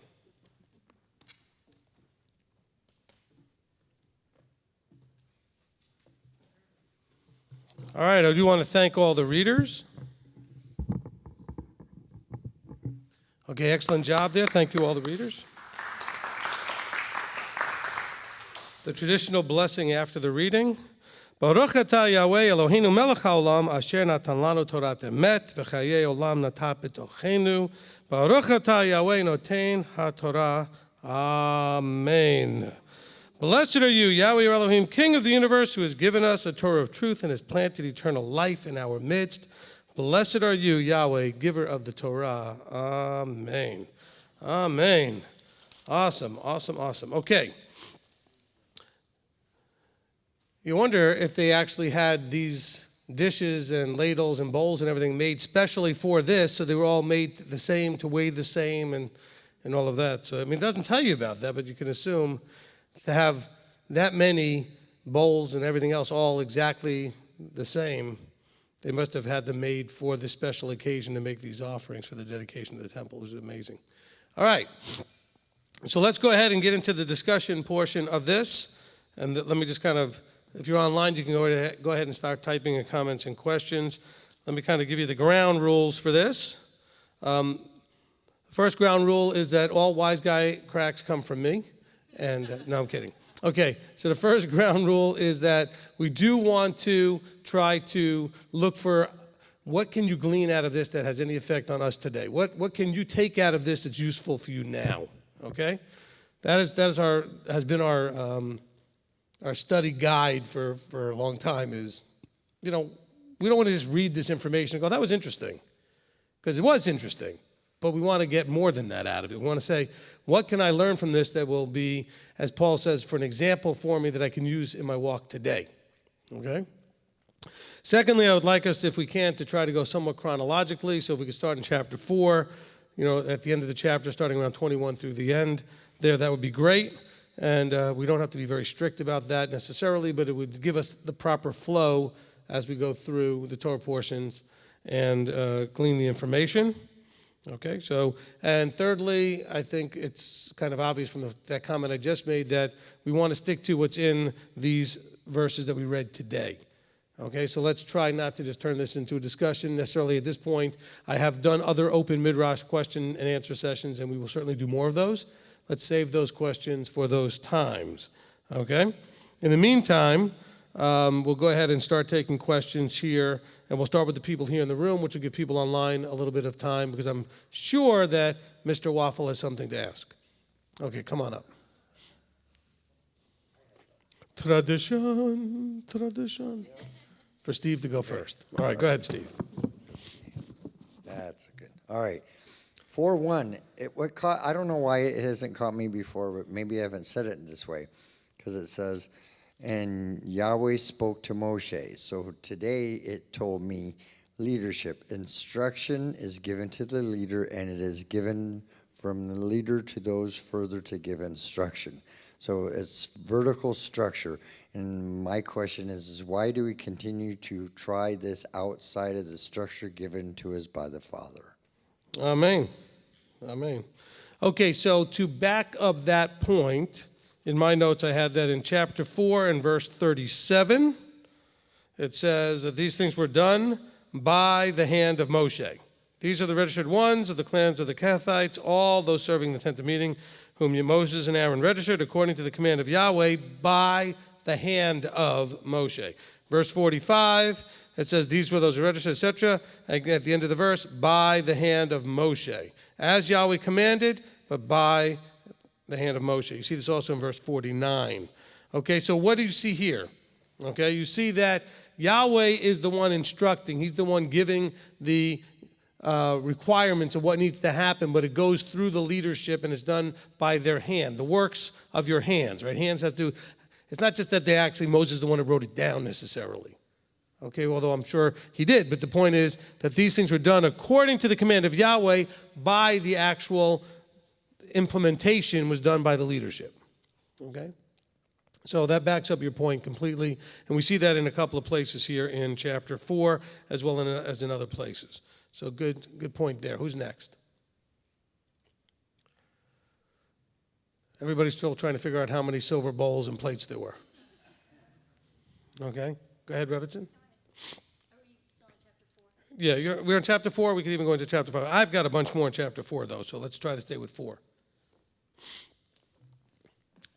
Well, even in chapter 4, when you see the service of the Levites, they were still supervised by the sons of Aharon, so there was an order, and Yahweh loves order. Amen. Amen. Okay, so we're continuing here in chapter 4. Going once, going twice, going to Manny. Okay, I have one for chapter 4. Where'd it go? Michelle Perez, question, chapter 4, verse 2. A census was taken. Are we to participate in the census of the government today? They are not commanded by Yahweh, but are we to do it? Okay, so that's verse 22, not verse 2. But in both verse 2 and 22, they're taking a census. I have no problem with the census. Yeshua's parents showed up to be available to a census. Okay? You see here, this is a Yahweh-instructed census, but there is a secular census that is being dealt with in the Brit Hadashah. You see this in the Gospels. And There's no place that says that it was a wrong thing or an improper thing for them to show up and go where they had to go for the census. And so, I know a lot of people are, all their tinfoil hat, conspiracy stuff, and whatever else is legitimate in terms of why they may or may not want to involve themselves in a census. Look, at this point, I need to make this point. At this point, I'm going to make this point. And maybe I'll have a point. I want to point on my tinfoil hat. But at this point, if the government or whoever it is wants to find you and know what you're doing and everything else, they can certainly figure it out one way or the other. They don't need you to be in a census to figure that all out. Okay? And so, I'm not against that. Okay? As far as I don't think Scripture's against that necessarily. Okay? And you can see that although there's lots of potentially undesirable things that could be done with census information, it does actually serve the purpose they claim it does. Because as people move around, the need for various types of services can sometimes need to be redistributed based on how people have moved around. And so where an area may have been a lot more populated and now is less populated, it might not need as much services. If it was a poorer area that's now a wealthier area, it may not need as much services. There's different things. If you have an aging population in an area that needed certain types of services and now is a younger population, it may need to be. So the census, you can see, can serve some purposes that would help the government provide services. And yes, it seems like it's also very nosy into your business and all those other things is why people don't want to deal with it. So you know what? Answer the questions you want to answer. I don't know what to tell you. It's not one of those things that if you only answer some of them, it's not going to let you send it in. Just answer what you want to answer. All right? Okay, next question. That was the only one I had for 4. Chapter 4. Okay, let's see what I've got. Okay, so just a reiteration that in 423, it does point out that the registrations that were done were for 30 and above. But when you see up to 50. So this goes just to remind us again that those who were doing the work of service of the tent of meeting. So from a Levitical priest point of view, you did this from age 30 to 50. They didn't just do this forever. They didn't start at any age. You started at 30 until you were 50. Now, there does not seem to be anywhere in Scripture an age requirement or limit to those in the Melchizedekian. Okay? Now, we do see Yeshua turning 30 and going to go ahead and get his priesthood going, in which case you can say, well, maybe 30 is the starting point as he went to, when he went to Yochanan and said, you need to do this to fulfill the Torah. And so we can see that actually in the Scripture, that the person who was in leadership would then immerse those that were going into priesthood. You see Moses actually do it for Aaron and his sons, okay? So you can see why, because remember, this is where you can really stump your Christian friends, say, well, why did Messiah get baptized? Because what was John doing out there in the wilderness, so to speak? He was baptizing for what? Forgiveness of sin. So why did Yeshua do it? Had he sinned? No, absolutely not. So John says, oh, no, I shouldn't baptize you. And Yeshua said, hold on, John, you need to do this because we need to do it to fulfill righteousness. And if you understand what righteousness is, it's doing what's right and according to one standard, Yahweh's standard. Yahweh instructed right behavior or right protocols and procedures. And so that's when you have to ask yourself, what is the Torah that is being applied here that Yeshua says to John? Now notice John's light bulb goes off immediately and he never says another word. Because Yeshua said, whoa, you're missing the point, John. This isn't just me showing up here. This is a Torah requirement. And it doesn't get discussed any further. John's not slow. He figures it out very quickly. And there's no more discussion. And so he immerses him. Okay, but it had to do with starting of his ministry. And so we don't see an age limit on the Melchizedekian going to the older part of it, but certainly to the younger. Now, remember, the Melchizedekians do not have on their priesthood the physical aspect of the slaughterings and the sacrifices and all of the physical things that the Levitical priesthood did. So there's not going to be a need for physical condition as you get older, and it might diminish to, be a factor in whether or not you're doing the very arduous labors of the tabernacle. There's a lot of work to handle all of those offerings, okay? I mean, if you've never dealt with animals, and the only thing that you ever dealt with is like a small dog or something, these are bigger animals. They weigh a lot. You have to move them around. You have to slaughter them. You have to pick them up, put them on the altar. There's a lot of work to be done here, okay? A lot of work. Okay, so that's something we see here in chapter 4. And also, we see that, again, this is something I know I said last time, that the census was done, and as they're doing these things, they're counting them according to their fathers' houses. This is chapter 4, 36, we see that. It says, and they registered, the registered ones by their clans were, actually that's the number there. Where did it say the father? Whoops. Something flew over here. I think I have the wrong verse here for that. Oh, it was verse 34. I had it in the wrong place. Okay, so it's by their clans and by their father's house.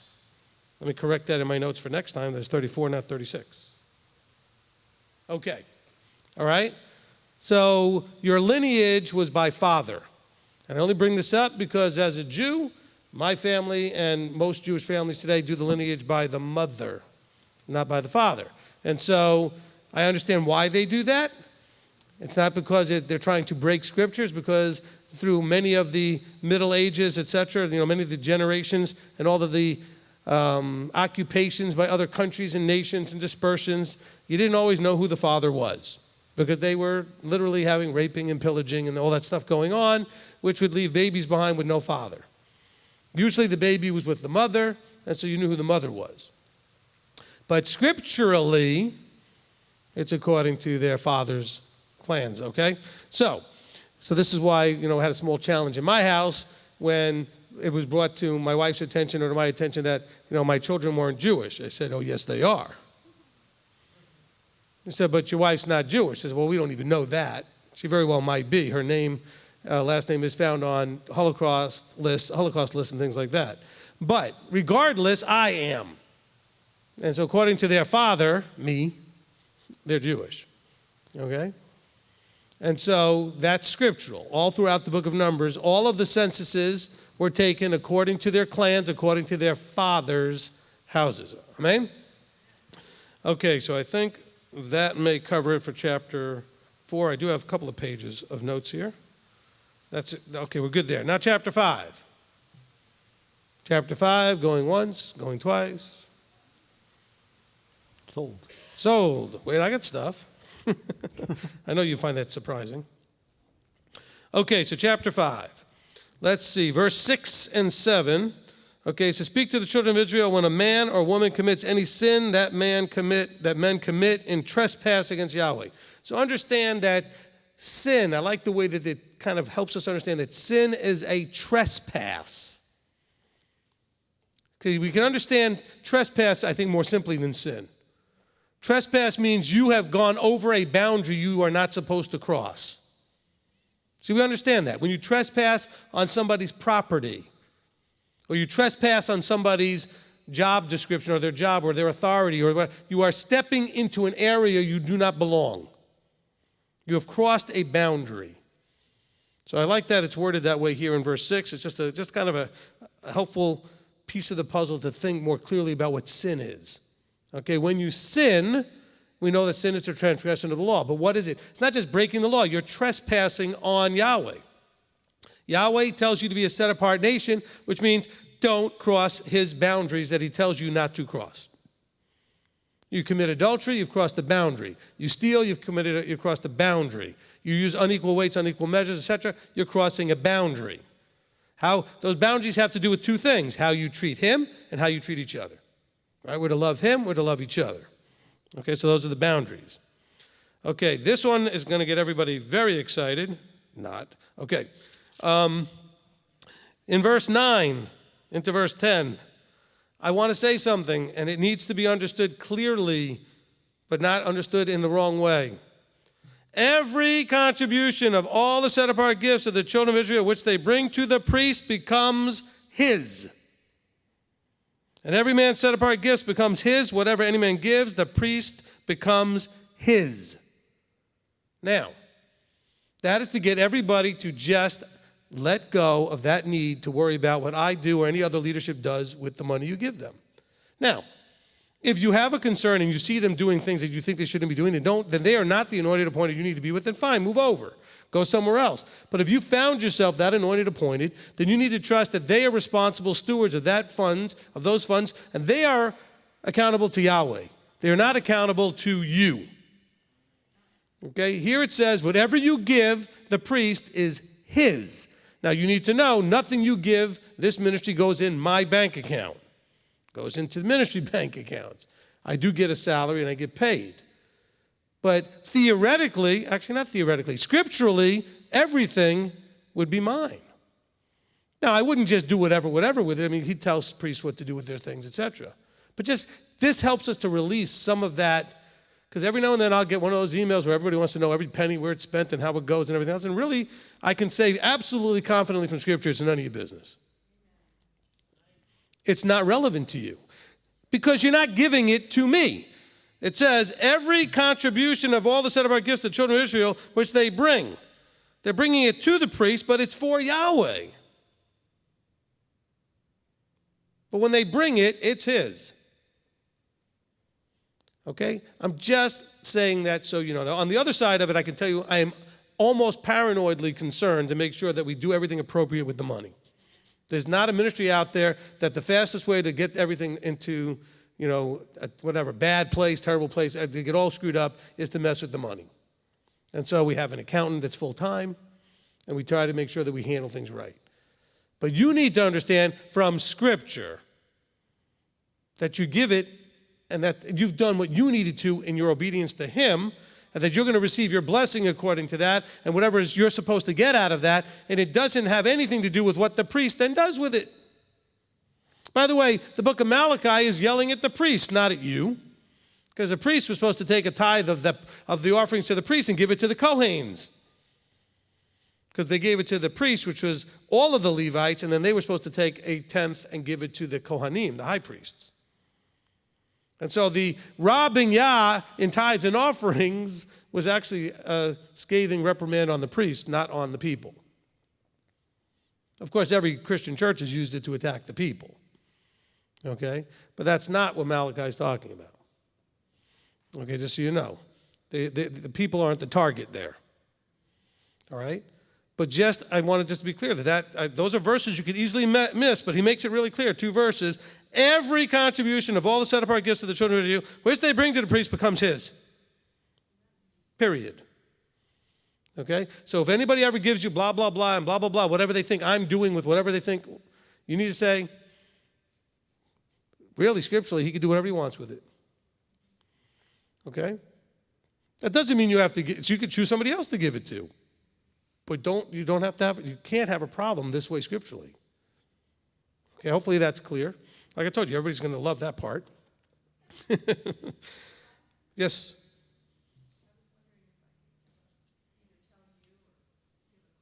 You come up with the mic if you want to say it. Okay. And again, I'm not saying any of this to defend anything I've done or to tell you that I have permission to do anything. I take it very seriously. Look, this is why we give away, I don't know how much we spent last year on giving away CDs, but it was upwards of $70,000 or more worth of CDs and then paying the employees to make them and everything else we gave away. Okay? And there are rumors out there that all this stuff somehow goes into my pocket. No, it does not. We are very protective of our financial image. And so we have accounting measures to take care of all that. Kathy, go ahead.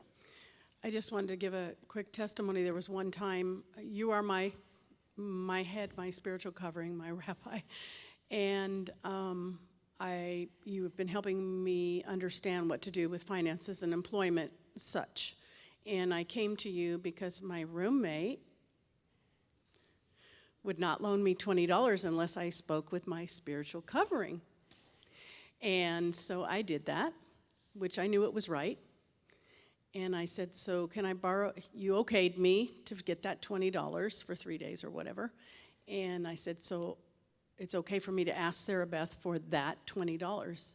And you got up from that counseling session, took that 20 out of your pocket, gave it to me. That next meeting, whether it was Shabbat or Torah study, I came up to you. You were at the lectern there, whatever. And I went to hand you the 20, and you pointed to the offering box. So that's the kind of integrity that I just wanted to put out there. Thank you. Appreciate that. Okay. Appreciate that. Okay. And so, I mean, just so you know, I mean, this is important. So, I mean, because other people are going to read the wrong things into this, but it's an important verse for your mindset. Okay, this has nothing to do with what money comes to me or not. It has to do with your mindset about it.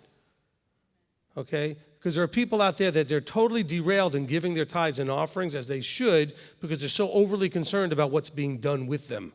They want to know where every penny goes and how that all works. Okay? But it should be obvious, seeing the things we do, how that all works. And so, and you should be able to talk to others to see. Of course, there are others out there making up stuff, so don't just believe everything you hear, because there's some stuff that's just unbelievable that's being said out there. But just understand from Scripture, I have every right, even though I don't, to do whatever I want with those funds. Okay? But I don't see those funds as for me. I see those funds as for work that He has given us to do. Provide a building, provide an academy. And we subsidize quite a few of the people in the academy to provide benevolence to people that need it, short-term, long-term. I can't tell you the number of cars we have fixed. I mean, that's probably the number one thing this ministry has ever done is fix cars, okay, and help pay to fix cars. But that's because there's funds to do it with, okay? So just so you understand. All right, so you got something to say, Steve? All right. When it comes to tithing, for me, it's my responsibility to tithe, as Abba says. It's not my responsibility to see what you do with what's given, because it's your responsibility, which is none of my business, on your walk with Him and how it's handled. So once it leaves my hand, it's not my responsibility to track. I mean, but have you not also then seen that when you do what you're supposed to do, He has reciprocated? Yeah, you should see my next tithe check.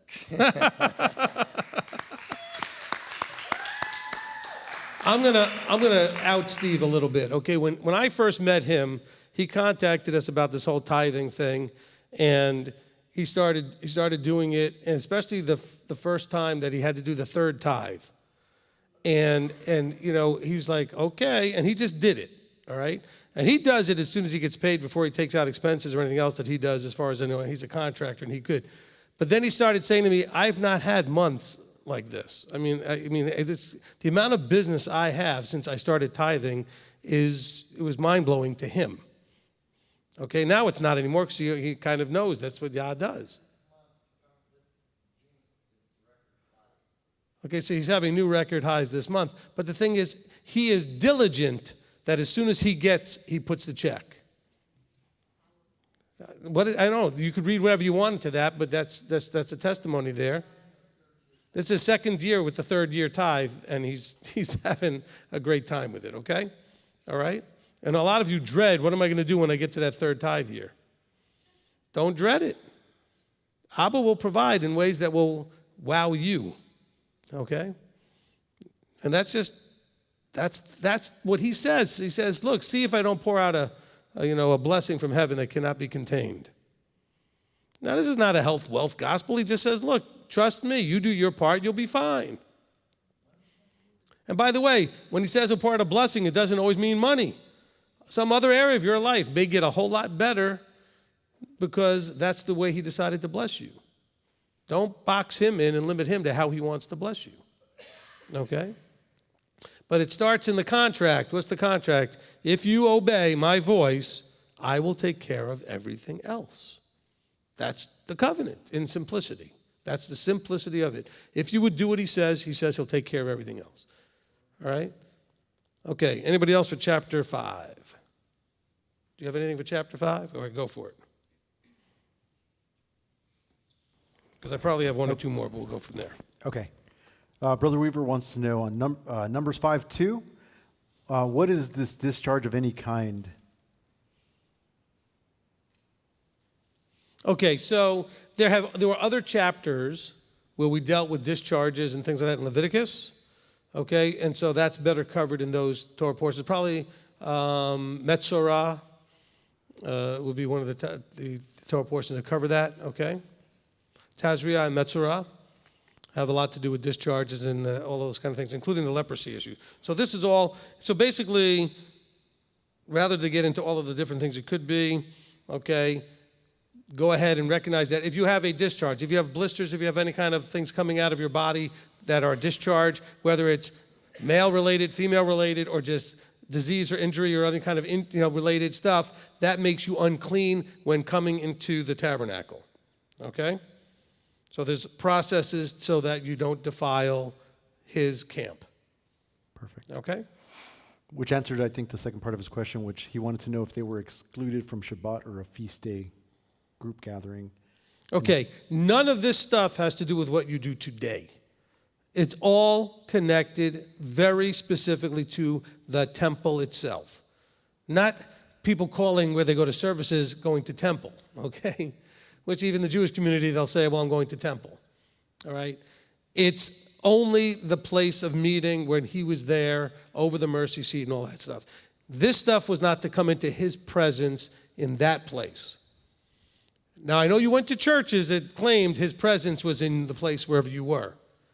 Not like this, okay? Probably not at all, but I don't want you to get all mad at me, okay? All right? First time I said that, I got a good chunk of the congregation really mad. Remember that? That was like 1999 or 2000, and boy, they were not happy with me. Okay. But if you understand the laws of Tamei and Tahor, you know where his presence can and can't be. Okay? Now, don't get me wrong. I'm not saying that Yeshua can't be in those places trying to wake up people like he woke you up while you were sitting maybe in a pew. Okay? But the presence that we're talking about here in Scripture could only be in that kadosh place, and things that are tamei, that were not clean, could not come into those places. All right? So I assure you, unless everybody all of a sudden started dying at your church, he wasn't there. Not in this way. Okay? But thankfully, Messiah can come and get us wherever we are. Okay? Because mostly, probably without exception, all of you were in some place not necessarily clean when he called you. I'm not even just talking about the room you were in. I'm just saying your life was not tahor. You were in a tamei state when he kind of poked your bubble, woke you up, and introduced himself. All right? So praise Yah for that. But when we're talking about this level of presence, you have to be in a certain state. Listen to the teaching called Tamei and Tahor. What state are you in? I probably need to redo that one, because after all, it's only like one part or two parts, and that's certainly not acceptable to have anything that short. Okay. Go ahead, next question. Next one's from Philip. Question regarding 5:2-4. Those defiled that were sent outside the camp, he wants to know, could this be sin? Well, it depends. I mean, sin could be a reason that you can end up with some of these things, but it really is just dealing with a physical state. We're dealing with discharges, leprosy, and those kind of things. Okay? But again, I don't know if I was clear enough on the first question previous, but Philip's asking similarly. This has nothing to do with you coming to Shabbat services or holy days today, because we're not at any risk of breaking the problem here, which is coming into his literal physical presence like it would have been in the tabernacle. Okay? He wasn't everywhere in the camp. He was in that one place. Okay? The problem is, if you were in the camp, you could come into contact with somebody else in the camp who was going to go into that place. Now, since none of us are going to come into contact with anybody that's going to go into that place, because that place doesn't exist right now, not a problem. Okay? Okay, next question. Okay, Olivia and Janet Hoffman. Rabbi, so all the steps to deal with adultery and jealousy described in chapter 5, 11-31 were to be skipped if the woman was caught in adultery? Yeah, being caught is a whole different thing. Being caught's a whole different thing. And If I hadn't misplaced my floor of the tabernacle dust bag that I had, we could be doing this still today, but I had a bag full somewhere. I don't know what happened. No, I'm kidding. I told you, the wise guy comments are mine. Okay. It is after 10. See, that's right. For those who know, it's after 10. Watch out. Okay. Okay, Anonymous wants to know, chapter 5, 18 through 22. Certainly men and women still do highly inappropriate things at times and defile themselves. Given there is no temple, what kind of things should someone do to formally atone for such actions? All right, look, today the main thing is that, all right, counsel is a big part of this. Look, the biggest thing is you have to be honest. If you have a relationship and you're the husband or you're the wife and there's a problem, look, if you're going to cheat, just get a divorce and be honest with your husband or wife instead of cheating, okay? I mean, I told my wife when we first got married, I said, I will never cheat on you. If I really want to go in that direction, I will get a divorce, so I'm going to go. I'm not going to, you don't have to ever worry about me cheating on you. I mean, that's just the cowardly way to behave. If you want something that's not what you have, then be enough of a woman or a man to do the right thing and set them free and not go behind their back and mess them up. And that's what this is trying to deal with here. Okay, now, if it does happen where they let you know that they have done that, but they're sorry and they want to stay together, you do have a choice to leave or stay. Okay? However, I will tell you this, and I've counseled a good number of people recently, so I don't want anybody to think I'm talking about you necessarily. But if you're going to stay and not let it go, you might as well have not stayed. I'll say that again. You cannot stay because you chose to and then think you're going to continuously beat up and punish the person for what they did. Either you're going to forgive them and let it go, or you're not going to forgive them and let it go, and you're going to just forgive them so you're not angry anymore, but you're going to move on. But staying there and trying to make them pay a price isn't going to help anything. You're either going to cause them to go back and do it some more, or you're going to end up in divorce anyway. Okay? Just because somebody strays doesn't mean you have to do anything. You can choose to stay. Just read Hosea. Okay? You could choose to stay. But you have to choose to stay while you allow for the thing to try to heal. You can't just hold on to all that bitterness and anger and think that somehow you're not going to end up in a worse problem eventually. Okay, just understand that. Because I've watched people, and I always say, what do you want to do? Well, I want to stay. Then you're going to have to learn to let this go. But, there is no but. You want to stay, it will not work if you don't let it go. It cannot work. But he, then get a divorce. But I don't want a divorce. Then you're going to have to let it go. I mean, this is where I struggle in my counseling with people. They want something that doesn't exist. They want the unicorn. They want to stay and keep punishing the other person, and somehow their marriage will be better somehow through all of that. That can't happen, okay? If I throw my phone at you, it's not going to fly up and hit the ceiling if I throw it straight ahead of me. It's going to go towards you and fall or hit you and fall. It's not going to just all of a sudden decide to go against all the laws of physics and fly straight up. But that's kind of what you're hoping will happen here. Well, the laws of relationships are that if you're going to be that angry and bitter towards somebody, why would they want to stay with you after they apologized and repented of whatever they did? You're going to chase them right back into the arms of somebody else, either that or they're just going to leave. But they hurt me. Yes, they did. But you make a choice now. You either decide to stay and let that go, or you can't let it go. Well, then you still got to forgive them. Otherwise, you're going to be eaten up with bitterness, but then you can move on. But you cannot have both. It cannot work. Okay? You cannot stay and still hold on to all that anger and pain and try to punish them. Can't work. All right, next. Next, I have going into chapter 6. So, did you want me to No, we're good. You go to 6. Go? Okay. Evangeline says, chapter 6:2, the vow of the Nazarite to be separate to Yahweh. What is the importance of what does the Nazarite do? Is it for everyone in the body?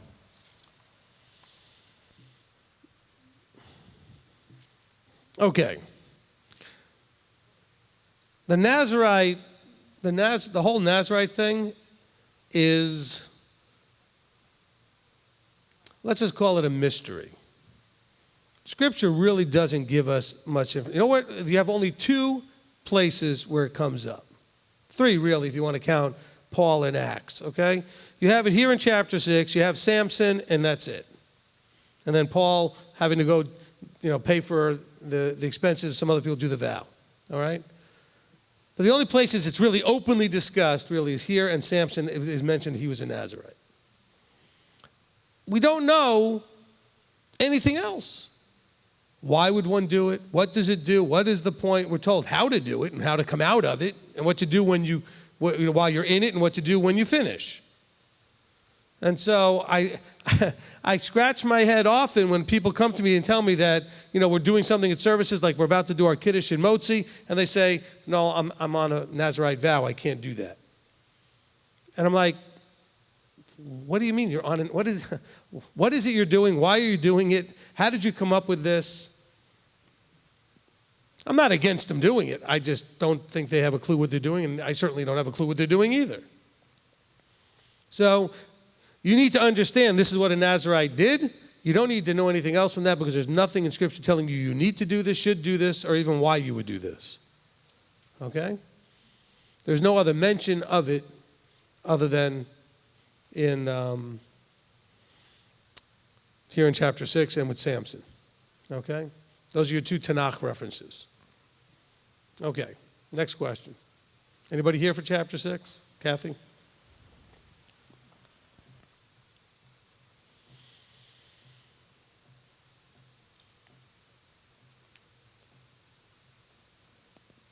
I forgot the last part about the other thing that I said. When you told me to put it in the box, I said, Rabbi, you gave me this out of your own pocket, and then you put it in your pocket. Oh, then I put it in my pocket? Yeah, because it was from your pocket. It went back to your pocket. So once I reminded you, you gave it to me. Yeah, see, so the point being, because I had no thought that it was mine, anything that's not mine personally does not go to me, goes in the box. Exactly. Okay? Okay. And the second thing is I'm one of those people that asked you about the Nazarite vow. Okay. And you told me the same thing you just said. But I was wondering, and I don't remember, but the redeeming of the firstborn, how we do something like that. Would it be, even though we don't know, could we do that if we felt? Oh, you could do it, but just understand, at least with the redeeming of the firstborn, we at least have the slightest understanding of the idea of redeeming. And we know who should do it just for the firstborn, right? Yeah. For the average person, there's nothing in here that describes any criteria as to who should be doing a Nazarite vow and why. Okay? It says man or woman. It just describes what they would do. When a man or woman does separate, making a vow of the Nazarite. Well, what is that? There's no other explanation. Okay? So at least with the redeeming of the firstborn, we kind of have some idea of what was being done, who it was. It only affected the firstborns. Okay? And it was an idea of redemption. Redeeming in exchange for. Okay? And so today when people want to do that, again, I have to admit I'm not always sure why they do it, but I know if they want to do it, that's fine. Just like if anybody wants to do a Nazarite vow, I'm not against them doing it. I just don't know what you're doing. When you were talking a little bit ago about some of you were in a mess, so, for me personally, coming out of Babylon, and for me personally with Yah, it would be like when you go to mikveh for me, or the redeeming of the firstborn, since I'm the first living born. I intend on doing that for myself. And so that's... Yeah, but here's the problem I have. The problem I have is that when people try to implement a tradition or an instruction to do it as a tradition, in other words, they're trying to do something like what was said in Scripture, if you're not going to do all the things you can do, which I've never seen any of them shave their heads and everything else that it says at the end. Okay? Ew. All right? What was that? Okay. I've never seen anybody do it, so you have seen one. Okay, but generally speaking, they'll avoid the grapes and the fruit of the grapes and all that kind of stuff, and they won't cut their hair and everything, whatever, up to a point. But then when it's over, there's a bunch of requirements for what you do when you're done. And I almost have never heard of anybody actually going to that direction. So, look, the main thing is I just would wonder, and I would want to counsel with why. Because if there's, depending on the why, I may give you a better thing to do that actually matches what you're trying to accomplish better. Okay. Okay? Again, if you do it, I have no scriptural reason to tell you that's wrong. I just haven't the slightest idea why someone does it. It doesn't say anywhere in here why you would do it. It doesn't even mention the nature of the vow. This is by making a vow of a Nazarite. Mm-hmm. Okay, so, but why? There's no mention why it's done. I understand why Pidyon Haben is done, the redeeming of the firstborn. Mm-hmm. Okay? Because the firstborns were to serve Yahweh. Now the Levites were going to do it, so there was a redeeming factor. All right? In Acts, then, when Paul was commanded by leadership to do that, it's some type of purification. And then the last thing. I think it was more a point of showing his submission to leadership because of the extremeness of that type of a vow. Mm-hmm. Okay? And so I think what Paul was asked to do is to demonstrate his submission to authority, that he wasn't teaching against circumcision, etc., as he was accused, that he was going to submit to the authority and do what they told him to do. Okay. Again, that's a guess, but it sort of fits the circumstances about as good as I can think. All right? So again, anybody wants to go ahead and do this thing in chapter 6, I have no problem with that. I just will shrug my shoulders and say, okay, I don't get it, but go ahead. All right? Okay. And maybe bringing lambs in here and stuff. Yeah, I don't want any of that part, no. We can do money, redeem them. Okay? Okay. More for chapter 6. Here comes Michael. Believe me, Rabbi, this isn't an excuse for me to go out and drink. But I do have, in the beginning, it's talking in the beginning of chapter 6, speak to the children of Israel and say to them, when a man or woman does separate and make a vow, he himself is to separate himself from wine and strong drink. But then later on, it says, and afterwards, the Nazarite shall drink wine. It says that in chapter 20. And I guess my reason for asking... Oh, it's not chapter 20, verse 20. Yeah, verse 20. Okay. Sorry. Recently, I've had family, friends, people from the body make comments about drinking and that it's not scriptural. And it just seems like to me that it is. No, look, and you can go much more clearly in Deuteronomy, 14, where it tells you that when you take your second tithe, you can take that to spend on wine and strong drink and whatever your heart desires and that kind of stuff. Okay, and there the word in the Hebrew means literally highly intensely intoxicating beverage, which would have been like grain alcohol. Okay, they would have made something along the lines of, of grain alcohol. All right. So before there were the guys up here in the mountains doing moonshine, the Israelites had it down to a science. Okay. Coming to Discovery Network. That'll be the next reality show, right? Okay, so, but understand that what it's saying is that afterwards they can have the wine. And in drinking the wine, they would symbolize to all that would see them that they were no longer doing the vow. Okay? Of course, there's no requirement to drink the wine or to drink anything that's alcoholic. But, for all you former Baptists who might be freaking out, there's no scripture that says that, alcohol is a sin or is evil in itself. Okay? Just like the verses that have been misquoted saying that money is evil. No, it can be the cause of many evils, or the love of it, quite frankly, not money itself. It's the love of it. But that's the same thing with alcohol. Alcohol can be a real problem for those that have a love of alcohol, as opposed to just a use of it occasionally. okay, partaking of it occasionally. And so, look, as Paul would say, there are a lot of things that are permissible, but not all things are beneficial, okay? And so, I'm one of those people that can have a beer 2 or 3 times a year, and I don't really want more than the 1 or 2 that I have once, and I only have them one at a time, 2 or 3 times a year, possibly, if that much, in a social situation. I just don't, it doesn't attract me in any way. Other people, if you get them started, the next thing you know, they drank a whole 6-pack and more. If you know you have a challenge in an area, then you need to not, ignore that and just, do whatever, and because then you end up with a problem called drunkenness. Okay, that is a problem scripturally. Okay? And so you have to know yourself. Okay? If you like to have a glass of wine occasionally, nothing wrong with that. If you tend to drink the whole bottle, we may have a problem. All right? And that's, don't get offended.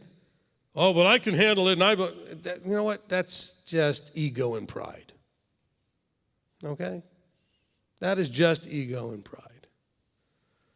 When I was younger, I could have probably buried all of you under the table. I had the type of metabolism where it just didn't affect me like that, and I could drink it. Now, I didn't, because I didn't like it. But I had a few times when people pushed that button in college and stuff, and it didn't affect me the same as them. That's not ego and pride, and I wouldn't have tried to use that in any way that would have been that way. I just didn't enjoy it, and there was no point.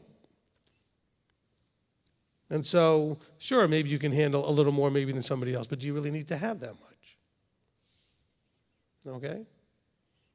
All right. So that, so it's a good point that you made there, that there are things. Look, we had a lady who used to drive me insane from the Adventists years and years ago.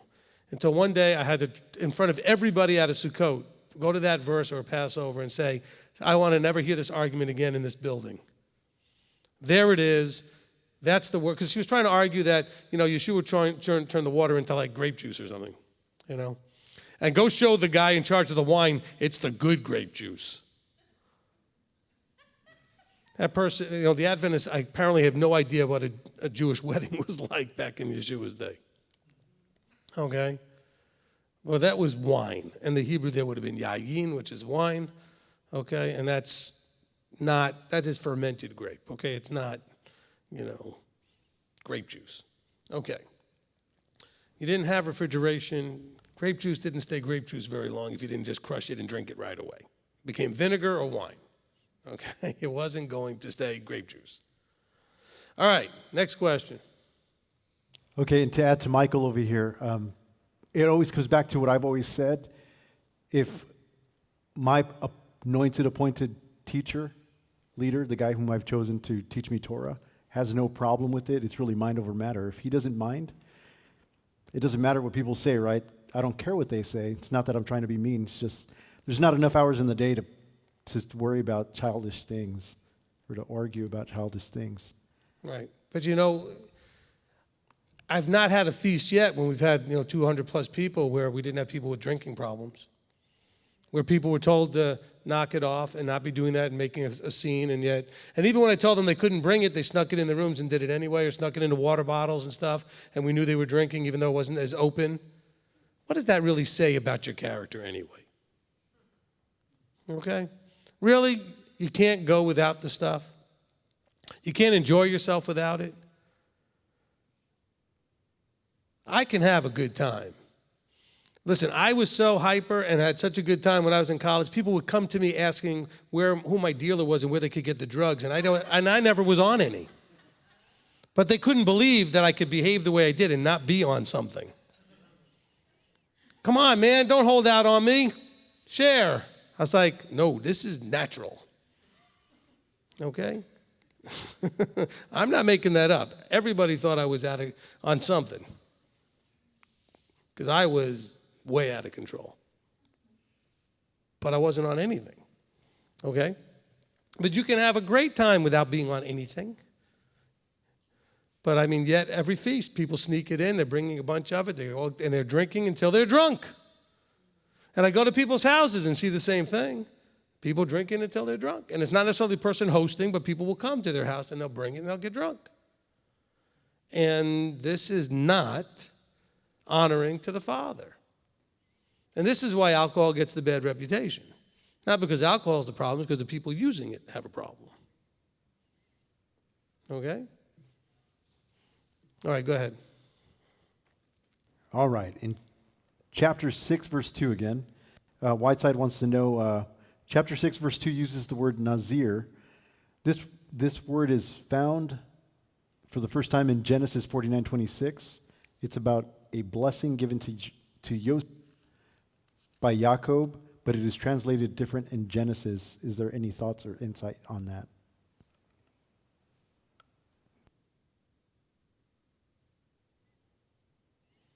I'd have to look up the Hebrew because I can't see it from just looking in the translations here, okay? So, now you also got to remember that you see this much more in Latin if you study Latin than you do in like English in as a language that's sort of a, it's like a mud of languages. It's not really like a pure language. And so the structure of words is not as clean where you have a root and then you add to the beginning or the end of it and it changes or enhances the meaning or alters it in some way.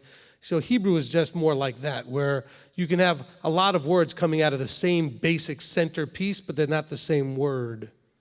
All right, as we talk about the vow of the Nazarite here. So I have to look at the Hebrew to see what the actual word is there and how it comes out. Like Shema and Shomer, okay? Basically the same Hebrew letters, okay? Very slight differences, same root. One is a watchman or a guard over, a watchman, and the other is to hear and do, okay? But the idea of watching over and listening, hearing and doing, there's something connected, obviously, in the meanings of these, but they're not the same thing. So I'd have to look at Genesis. I'm sorry, I can't answer that question without my Hebrew in front of me. Olivia and Janet Hoffman, chapter 6:5. It sounds like the Nazarite vow was temporary, but Samson was a Nazarite for life? ? And was his strength in his hair? Why did he become defiled if Delilah shaved his head?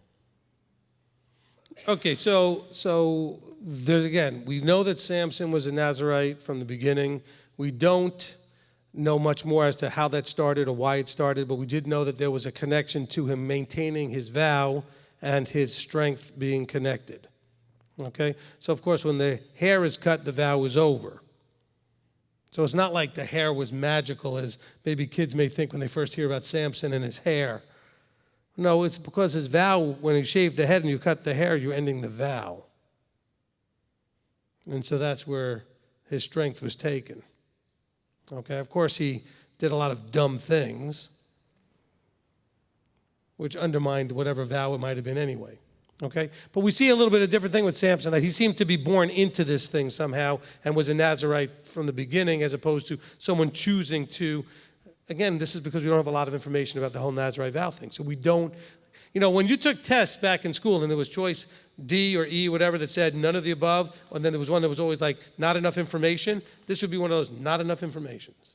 Okay, we have not enough information to understand what's going on in chapter 6 or to understand what was going on with Samson. We just know those are the two main places where the Nazarite vow is mentioned. Okay? Okay, go ahead. Oh, sorry.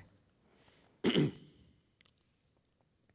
see, I've got 3 more questions, but they're on chapter 7. Is that okay? Yep.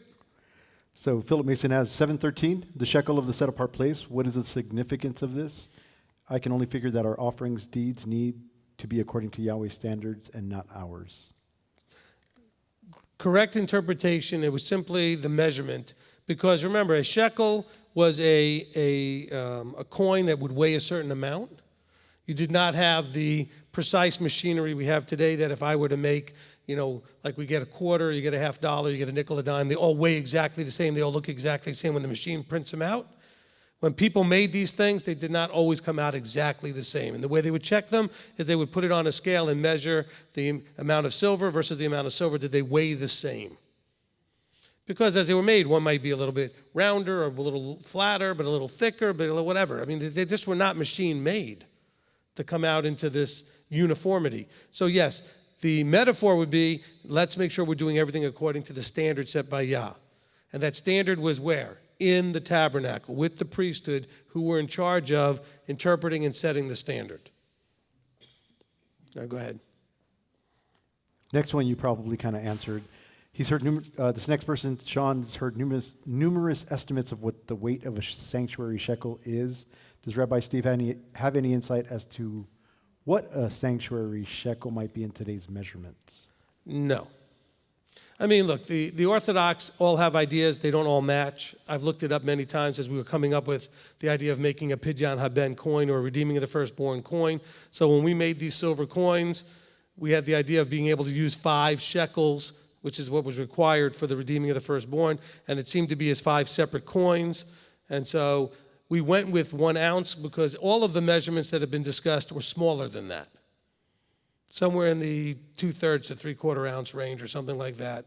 So we figured if we made them 1 ounce, it would be bigger than, at least better than, smaller than, and of course also being 1 ounce, it makes it easier if you wanted to use these coins for anything later on in life as a currency or having them, they're more recognizable because they say 0.99 on pure silver, 1 ounce, okay? Now, of course, this one's been in my pocket a while, so it probably weighs a little less than an ounce after being rubbed up on for as much as this has been. So we went with the 1 ounce, but it's not quite an ounce, generally from what the guesstimates are from people. It's how many gerah and how many, as far as grams, et cetera, it would have been. We're all guessing, okay? Okay, and last question on that note. Somebody wants to know, what does the redeeming of the firstborn mean, and is there a teaching on it? Yes. Okay, it's called The Legend of the Coin. Okay, so we do have a teaching out there called The Legend of the Coin. It explains kind of why goofy MTOI people walk around with one in their pocket, which has nothing to do with the redeeming of the firstborn, but it's part of that understanding of why we made the coins and what that's about. And I think we recorded that as part of a Pidyon Haben, or redeeming of the firstborn class that we did at Sukkot, okay? So then you have that, or at Passover. I recorded it, one of the two. And so you can look that up. It's called The Legend of the Coin. Okay, but it comes from Numbers chapter 3 or 4. Let's see. 3:46. Okay, 45 to 48, really, okay? On the right-hand part of the page, on the right side, in the middle. That's in my book. That's how I know how to find it. Well, it works for you, too. So if you ever ask me, I can tell you where things are, you'll know. Even if I can't remember the verse, I'll tell you where it is in the book. Okay. All right, anything else? You're good. Okay. Anybody over here? It's after 10:30. I think we can end there. I don't have to add anything more. So I just wrote one thing down. Because every week that we do this, I always come up with, or I shouldn't say come up with, I get inspired to notice something in the Torah portion. Because even though I have probably done this more than any of you combined, I can only say that because Rabbi Tom's not here. Because I know he's done this a long time too. But, I still am always open and waiting to receive some new insight.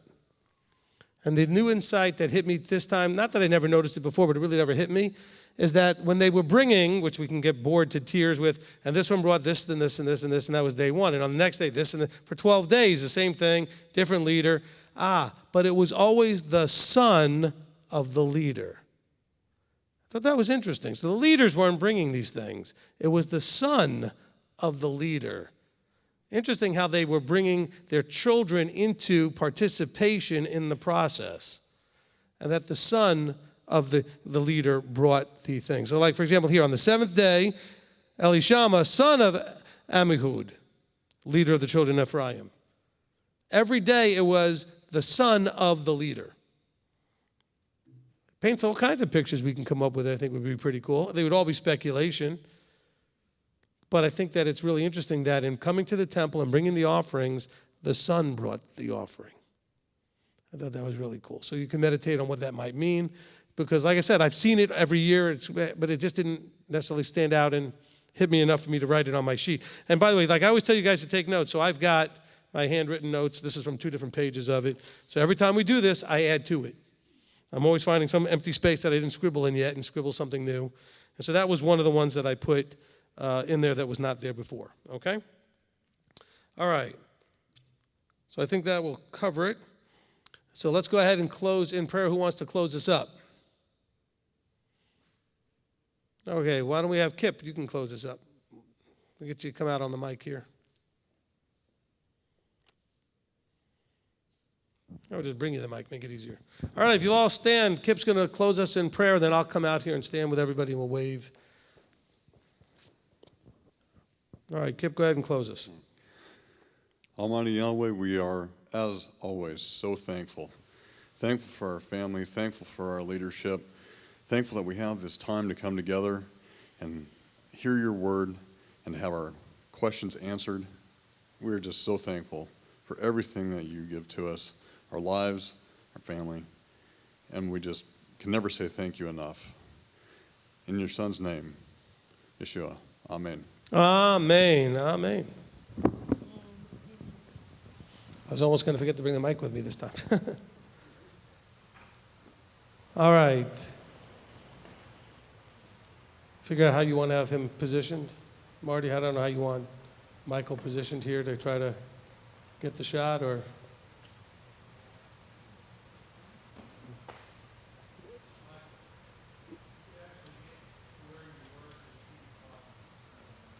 Okay, he wants you to get from back. We want to shoot across.